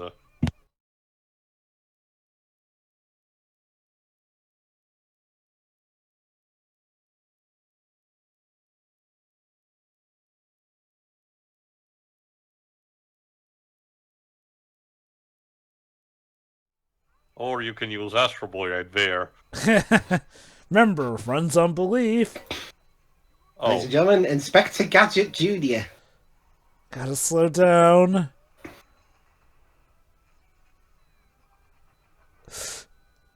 Whoa, slow-mo. Woo! Sure, let's go with that. These are running away from an explosion scene, these. Ow. Eat your heart out, Die Hard. Yippee-ki-yay, I guess. Yippee-ki-yay, mother... Oh, no, we can't swear. I'm guessing this is rated E for everyone, considering the themes. Mm-hmm.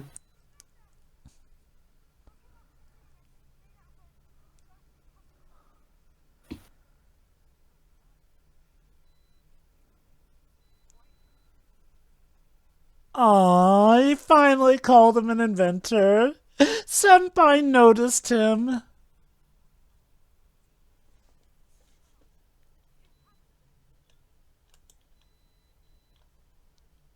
God, no.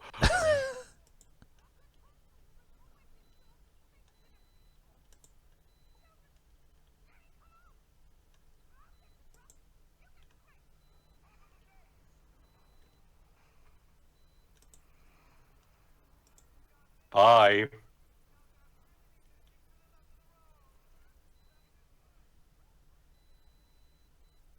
Ah.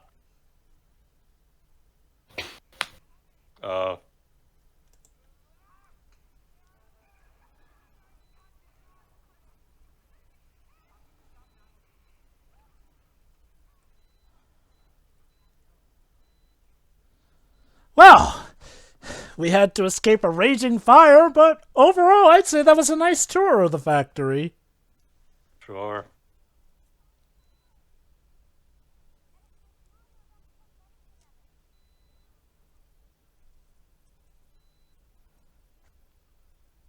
Tell her about the time where we nearly died. At least, Journey is a bit is understanding. He says, say, fuck your mom or something.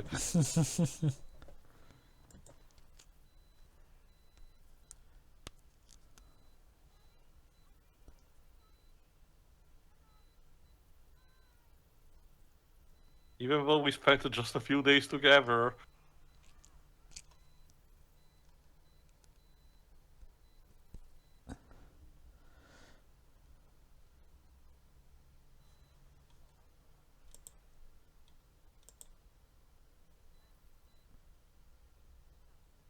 I do like how, despite the fact that she is down bad for him, the reason she ultimately did come back for him is that she does legit like him for who he is, as opposed to just being thirsty. To be fair, even in Never Scenes Before, she, did not make it too much of a secret. Sure, the eccentricity in the comedy were more high, and this scene serves to understand out of character business is out of character moment is serious business, but it did get the message also from the other scenes that she was actually enamored by Geronicus, by who he was. She wanted to see him recapture that. Oh, look at that, the mistletoe.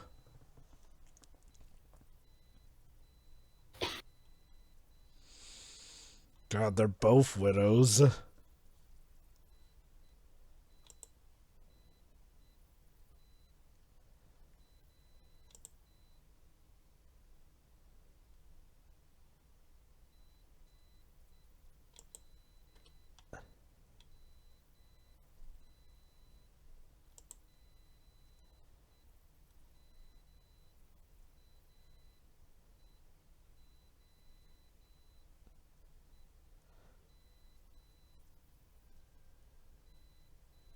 Oh no. It made her so happy that it just wells up the song within her soul! It's contagious. No, we're not in Cats. Down, girl. Bye.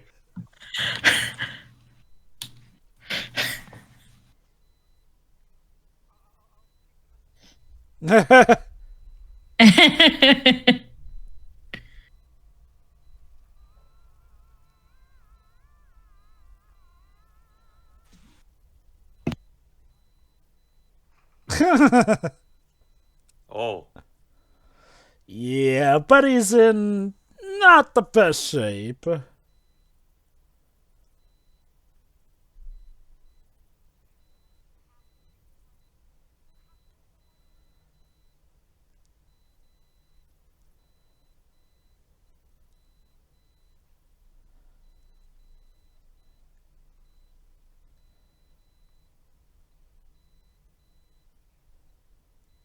I was going to say that the heart seemed in good conditions, but apparently not.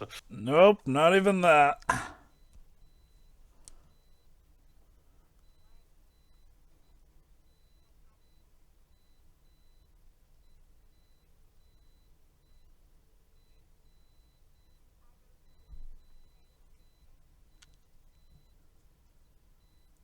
Yeah, remember how supposedly Veronica sent a letter to the mom and that's what prompted her to send Journey, but when Journey actually came, he didn't believe the granddaughter would actually want to come.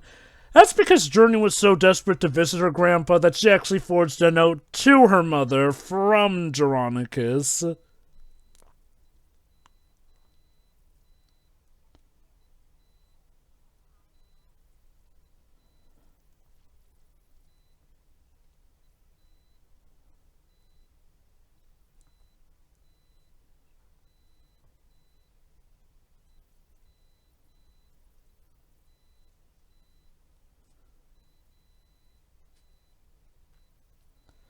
Albert Einstein would be proud.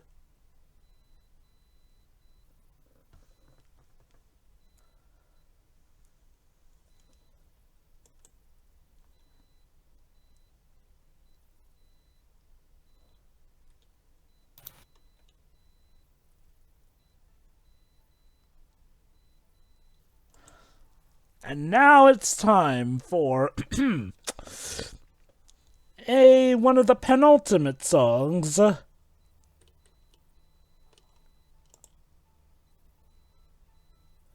Because remember, we did have Tiana in this movie, like, it's only proper we give her a song. Aside from being played by, by an actress who, is versed into singing, I was actually pondering for most of the time, like, are we really skipping one generation in this story too, and focusing, just on the bond between, him and the granddaughter? But no, it seems that thankfully we're keeping actually the daughter in the equation. Yep.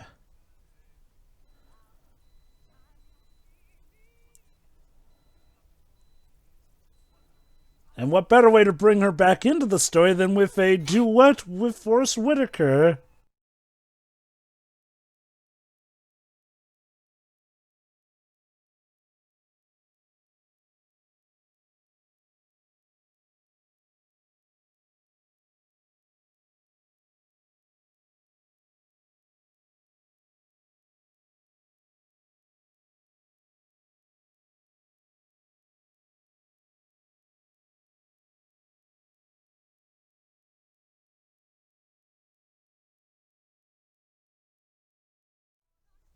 And yes, anyone who's seen Princess and the Frog will know, but Anika still has it.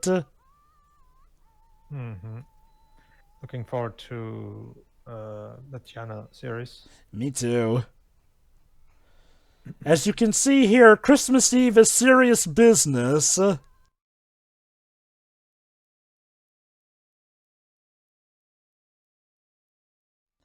Oi, Shiroi Dwibs, I didn't know the British took Christmas Eve this seriously.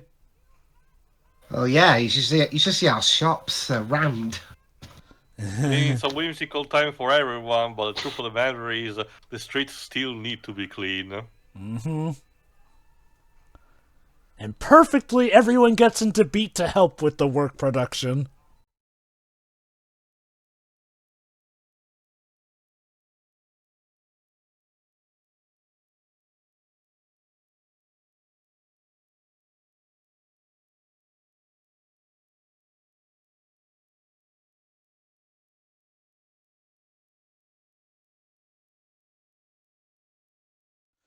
So, how are the flash mobs every Christmas Eve over there, Shiroi?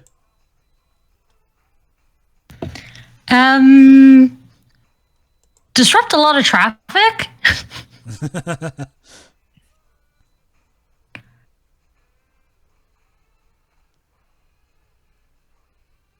Dang, even the police are getting in on the beat.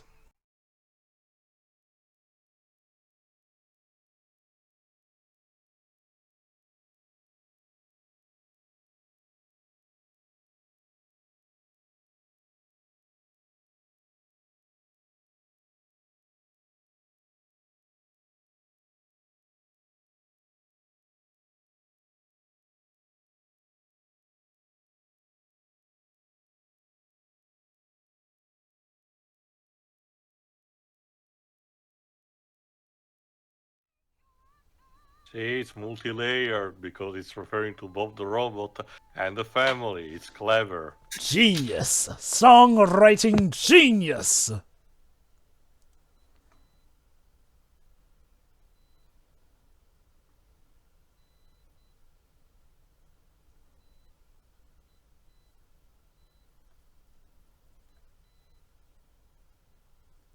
Well, this is awkward.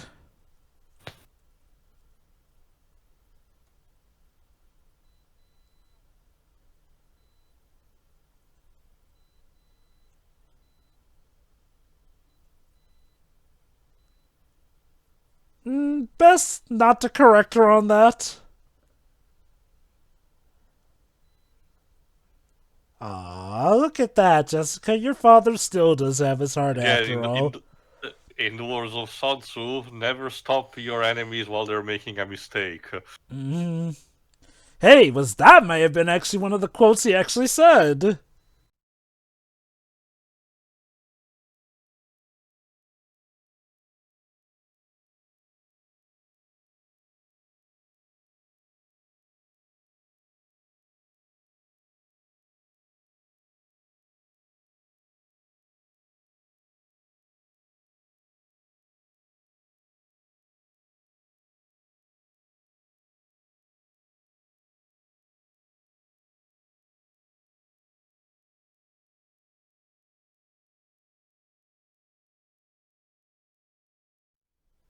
And he actually does have the proof for it.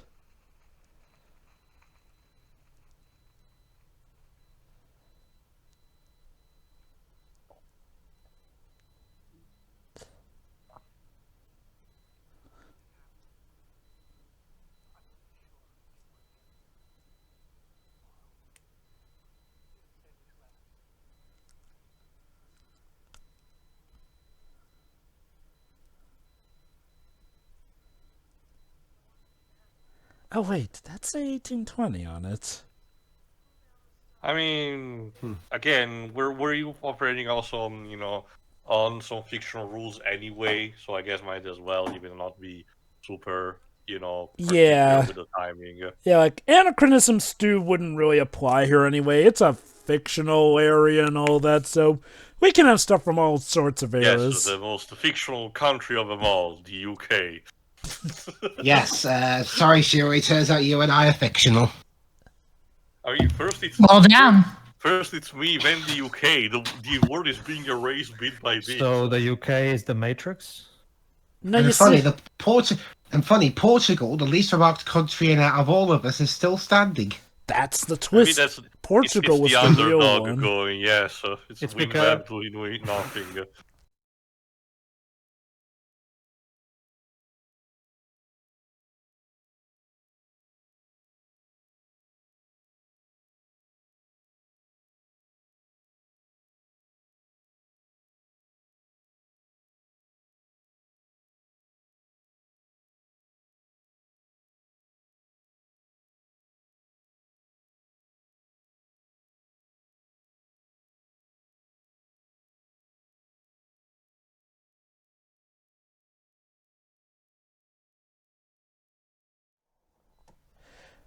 One thing I really do like about this movie is that for all its whimsical elements, the deep and dark stuff is very real. Like, having your life ruined because somebody essentially stole your work, or your relationship with your family, while it could have been fixed so easily by just talking, being wrecked just as much by the lack of communication. See, okay, at the beginning, I was thinking, well, I've seen this theme somewhere else, but I could not really think at the moment, at the very least, where specifically, properly. I guess right when we're also near the end of the movie, I think the closest in terms of parallel I can think of with this kind of, epic start, downfall due to a potential mistake or misunderstanding and having to regain that. It reminds me a bit of Rockadoodle, obviously being better written than that. Obviously, I'm not discussing about that. But in terms of just, in terms of idea of a character starts already with a proper happy kind of status quo that resembles an happy ending, and then as that downfall and then regaining, just in a different context. I get what you mean. Rockadoodle did have a sort of similar plot structure, but yeah, obviously was not executed nearly as well as this. Rockadoodle. Wasn't Rockadoodle was well executed. Wasn't Rockadoodle with that actually? Animation aside. True, yeah. Wasn't Rockadoodle kind of like... Sorry. Wasn't Rockadoodle kind of like the start of Don Bluth's fall? Ideally. Yeah, it was. It was his first bad movie. I mean, there were some. I mean, All Dogs Gotta Heaven had a couple issues here and there, but that movie has still a really good story all around in general. But Rockadoodle was just terrible. It's literally unsalvageable. Like. I guess I'll still take it over stuff like the Pebble and the Penguin or Troll in Central Park, but that's not saying much. Oh, let me put it like Park this. is, of course, Let me put it like the this. lowest point, because that movie is literally nothing but that's literally the equivalent of Jangling keys in front of a child. Basically, yeah. Jingle jangling, yes. Like, look. You're saying? When it comes to Rockadoodle may have been the start, but it is far from the worst thing Don Bluth ever made. I'd say the culmination was definitely Troll in Central Park. No, so Rockadoodle is number 2. Troll in Central Park is still the worst, because at least Rockadoodle is trying to have some semblance of a plot. Oh, so you Central Park. Oh, so you actually like Thumbelina and Pebble and the Penguin more than Rockadoodle? Well, at least those movies have, functional free act structures to them, at least. I'll definitely agree on Pebble and the Penguin. Thumbelina, we can talk about that. Well, come on, it's just your generic Disney ripoff formula. Like it's just We even like, got Jodie you know. Benson in it too. But Yeah, I we dig- already had the discussion at one point. yeah, I I digress. mean, its life wasn't generic, but at least it has a plot. So yes, it looks like Geronicus and Jessica managed to fix Buddy. Remember, Buddy was Classic. actually Jessica's initial idea. So she has some idea on how to fix it too. But now it's time for the ultimate test. Does Geronicus Jangle believe in himself once again? Of course. Merry Christmas. Wow, the score really wants to be John Williams-esque. Well, I'm not. I don't mind that, to be honest. Yeah, Shiroi? I said Merry Christmas. Yeah, that's Oh, right. but- It is Christmas now. I mean, the year after this, John Debney did do the score for Home Sweet Home Alone. I don't know Oh. what the score in that one is.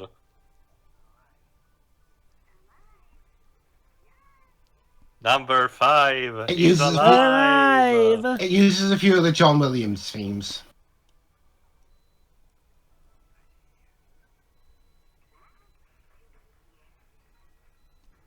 Are you satisfied with your care? No. No, Damn. Baymax, I am not. Sorry. Damn. Big Hero Baymax, 6 is twist ending. Baymax, they're not supposed to swear, Baymax.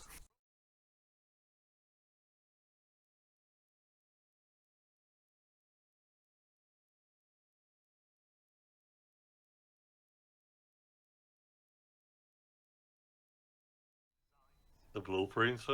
Yep.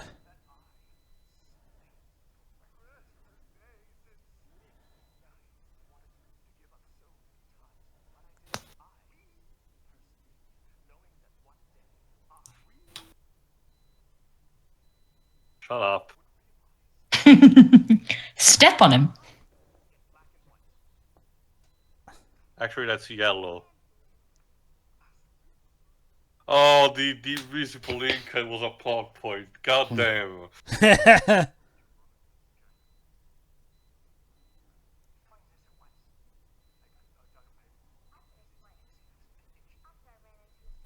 He wrote it just before you arrived. Actually, that's the thing, Dweebs. Gustafur did have the property, that blueprint inside his jacket, and he literally just displayed it here while arriving. So it would have been a bit hard to explain.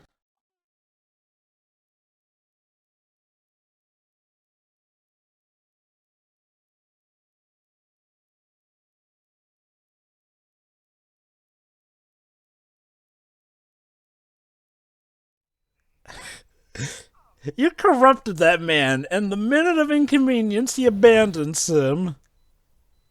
Just squash it in your hands.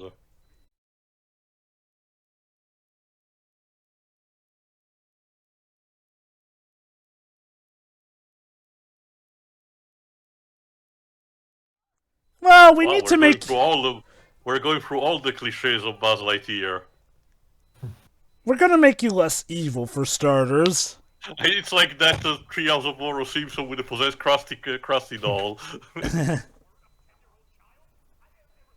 She showed us evidence, sir. Pretty much.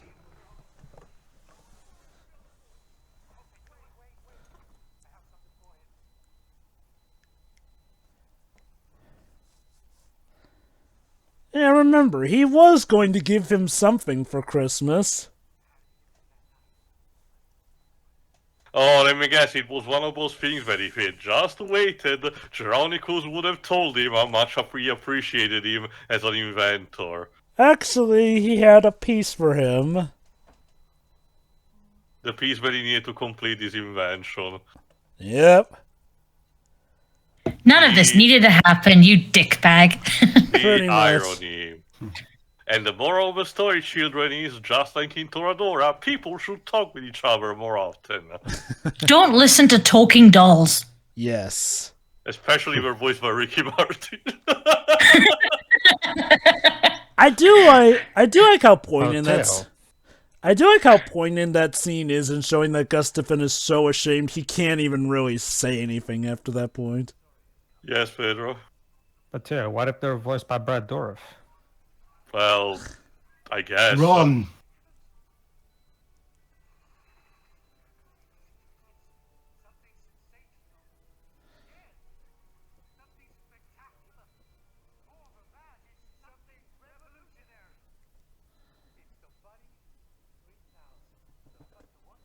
Why 3,000, dear chap? Because the 2,999 previous models were defected. Guess so. Like, give it to Dr. Gero. He actually named the androids in numerical sequence for a good reason. Yeah. And then there's just Cell, who's just Cell. He's special. He's the special child. Well, Jova. Sal was meant to be his last and ultimate creation. It wasn't meant to be a typical android. So. And to give him credit, Cell did technically get what he wanted done. Yeah, but he wasn't counting on Golan's strength. So. True, yeah, but his goal was just kill Wow. Goku, and well, Cell did kill Goku. Damn it. But So Jova, easy what to about- convince investors. But Jola, what about Android 13? What He had about a it? trucker hat. That's it. Don't you lecture me with that $30 haircut. I kind of enjoyed that particular movie. Oh, me in too, yeah. Me like too. an interesting. Like, what about the other androids? Let's try to showcase what they could be like. At least. Oh yeah, like I legit love Android 13, especially the dub's take on him. Like I said, it's not canon, but it's a nice attempt to try to fill in for some kind of lore that Toriyama didn't elaborate on in the manga. So Alright, I'm guessing we're having the final piece. The reprise. Of course.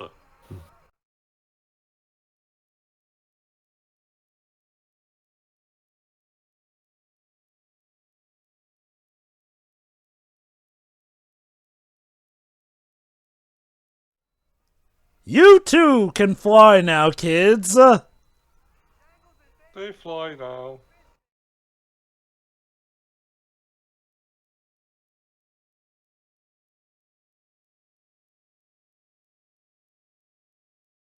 You're on my mom. Oh my god, it really is Superman.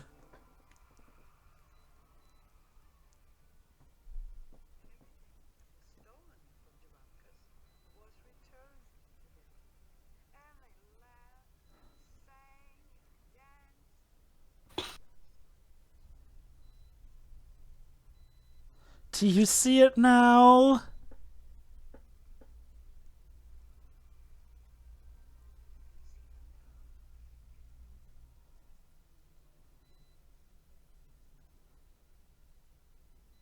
So the moral of the story is, don't steal shit that don't belong to you.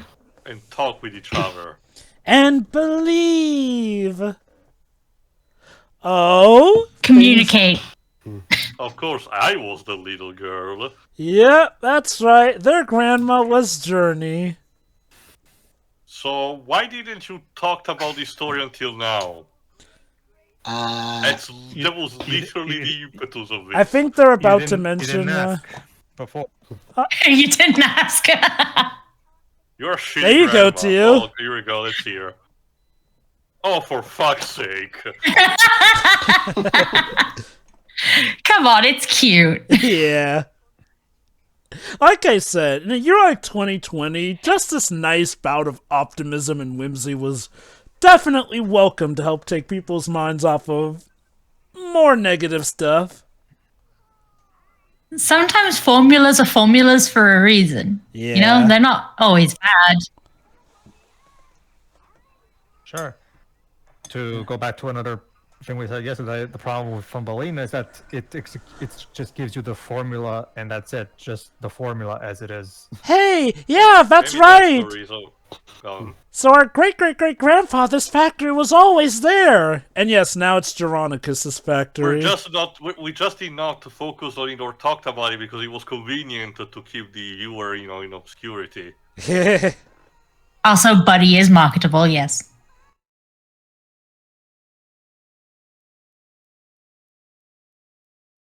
Buddy still sees Journey as the young girl she once was.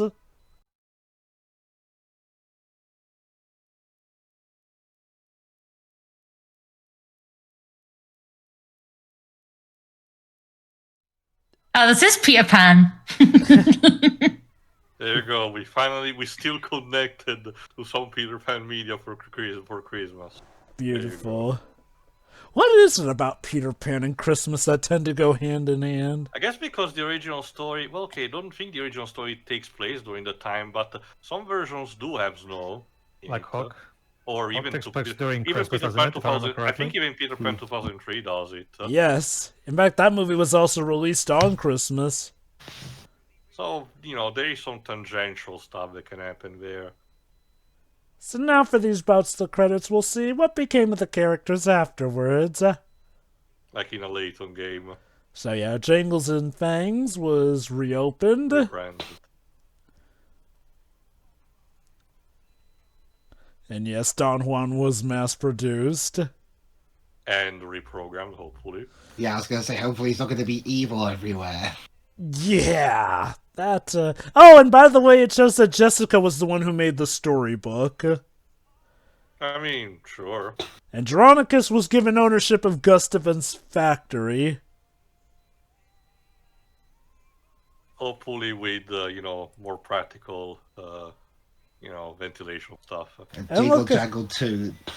Jingle Jangle 2, the film that's about someone accidentally tweaking it so that Don Juan is evil again, and then he does some magical thing to make all Don Juans around the world evil and start a revolution to take over the world. That's a interesting Christmas origin for the Terminator. Yeah.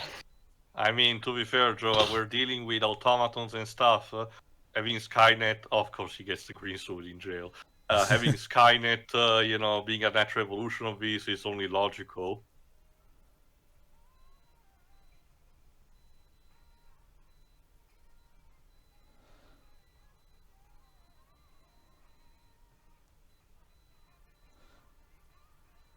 I wonder if they've ever thought about mass-producing the storybook. It contains a diorama. Maybe it was like the Wizard's Companion for Rino Kuni in the IRL version. Maybe too expensive to mass produce. Potentially. Like an item of sorts.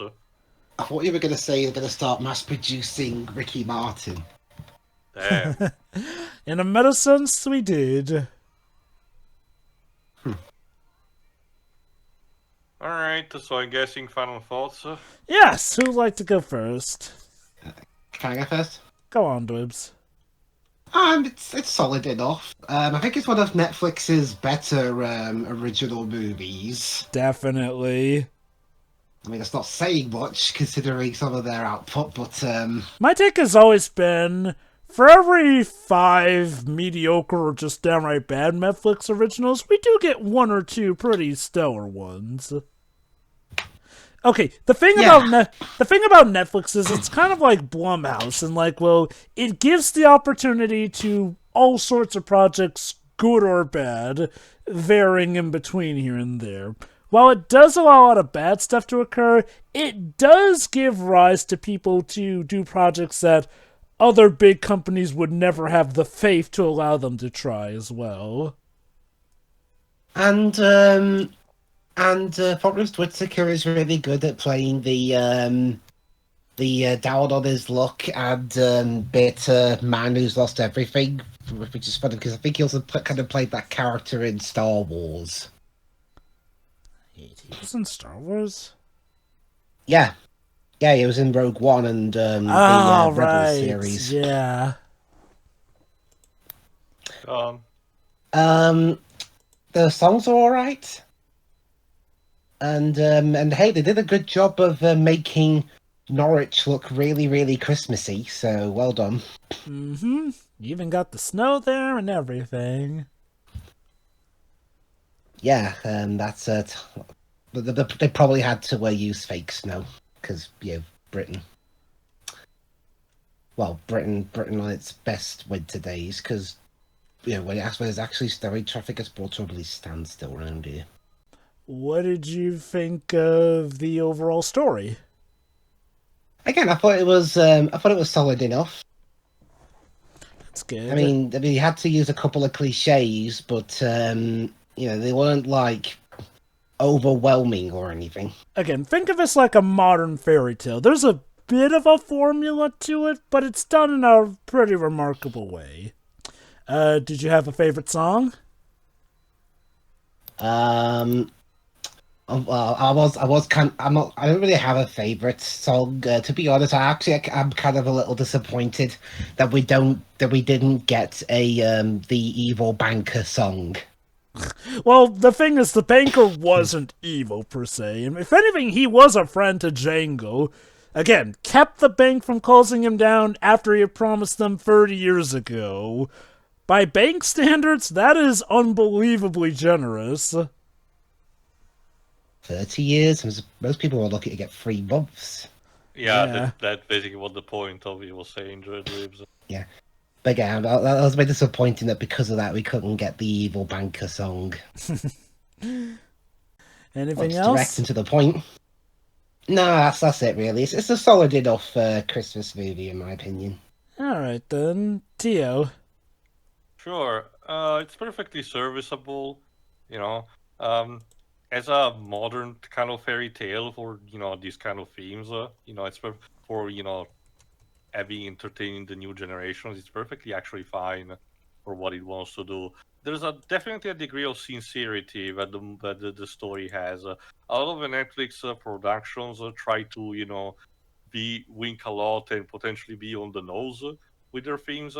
But this one seems to have the priority on wanting to tell a good story that heartwarming Christmas story for the whole family that anyone can enjoy. And I actually respect that because as I also mentioned in the commentary, I counted a couple of times where the movie could have easily slipped into winking at the audience, but at the very least, but they actually refrained. So I know it seems like saying it a lot, but I actually appreciate it, for that.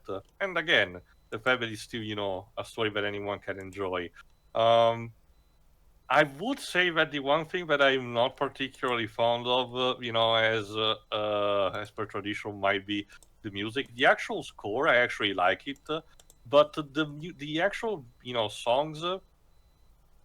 Technically, they're fine on their own. You can definitely tell that most of these were made to be listened in a playlist at some point. But the thing is that I guess it's supposed to be a stylistic choice because I know a couple of other movies tends to do that. But the thing that takes me away from that is the fact that they seem to be directing contrast with the rest of the score and seem to utilizing a more modern style. Like you said, I know that it seems to be a common kind of thing, that's happening in a lot of musicals. I think Hamilton also did that. But I don't know, it kind of takes me away where the score seems to be more having the whole whimsy orchestral kind of thing that's also more in tune with kind of a setting. And then all of a sudden we get a more modern instrumentation and in some cases auto-tune adjustment for the singers. I don't know, but maybe that's just me. Other than that, it's perfectly fine. And if you enjoy the songs, that makes the experience very enjoyable. Certainly one of the better products that Netflix has put, for its original catalog as well. So there is that. If I had to answer Jova's question and say what my favorite song would have been, even considering what I said, I guess "Make It Right," then one of the penultimate ones, might be that. Good So there is choice. that. It's called Make It Work, but yeah, good choice. But again, like I said, the rest is perfectly, fine. The presentation, the making use of the special effect, and maybe one or two times the green screen was a bit more noticeable than in other scenes. But again, it's a Netflix production, and you can tell the budget is still on the medium side at best. I can understand that. I'm not heartless. Acting and voice acting is also fine.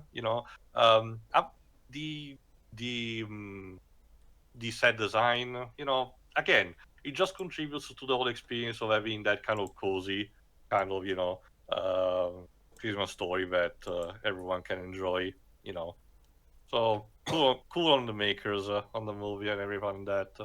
Next. Sure.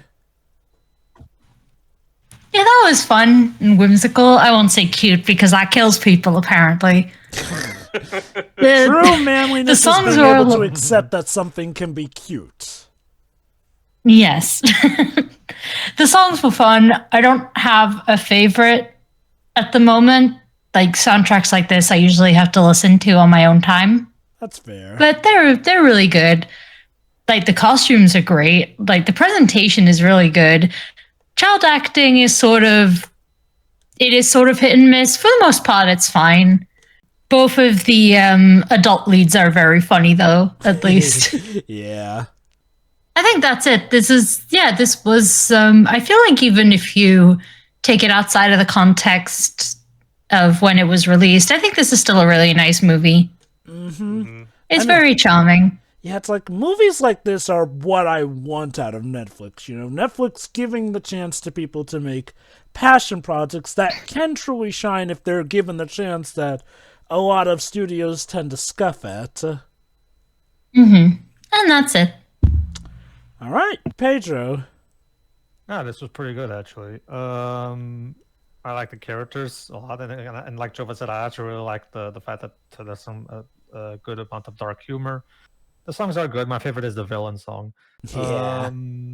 It's actually, and I also really like the effects in particular, like the puppetry stuff. This actually was pretty good actually. So kudos. All right. I mean, the music in particular, like the score is actually really good. I'm really, again, we're talking about John Williams. Yeah, like that's fine by me. I wish more movie scores today would try to do something like this again.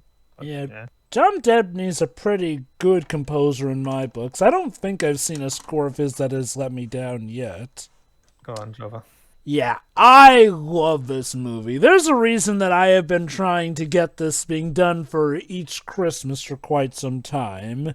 Like, when I first stumbled upon this movie, sadly in 2021, I didn't notice it the first year it came out. It was like, I didn't know what to expect, but man, when I first saw it, I loved it. Like, it's a really great movie that has a predominantly black cast, so that's nice. But, even without that, everything about it is just so good and wholesome. I like how the story has good life lessons to give. I love how the music is great, very epic scale sounding, and I love the songs. My favorite songs, I actually have multiple favorite songs. Magic Man G, of course, the villain song, Square Root of Possible, Journey song, and Make It Work. I'd say the opening song as well, but I'm keeping it to just those three overall. But yeah, Make It Work is a great penultimate tune, especially showing off the singing talents of Whitaker and Anika Rose. Again, hey, we got the actress Tiana, so of course we're gonna have her sing. Yeah, no, this movie is just an absolute delight. Yeah, I'll agree. While I think Journey's actress is fine, Edison's actor can be a little hit and miss. Overall, he works out. Ricky Martin is a delight as the devilish toy, and of course, Keegan-Michael Key has pretty much grown to a point where his presence, most of the times, is an automatic plus for a movie.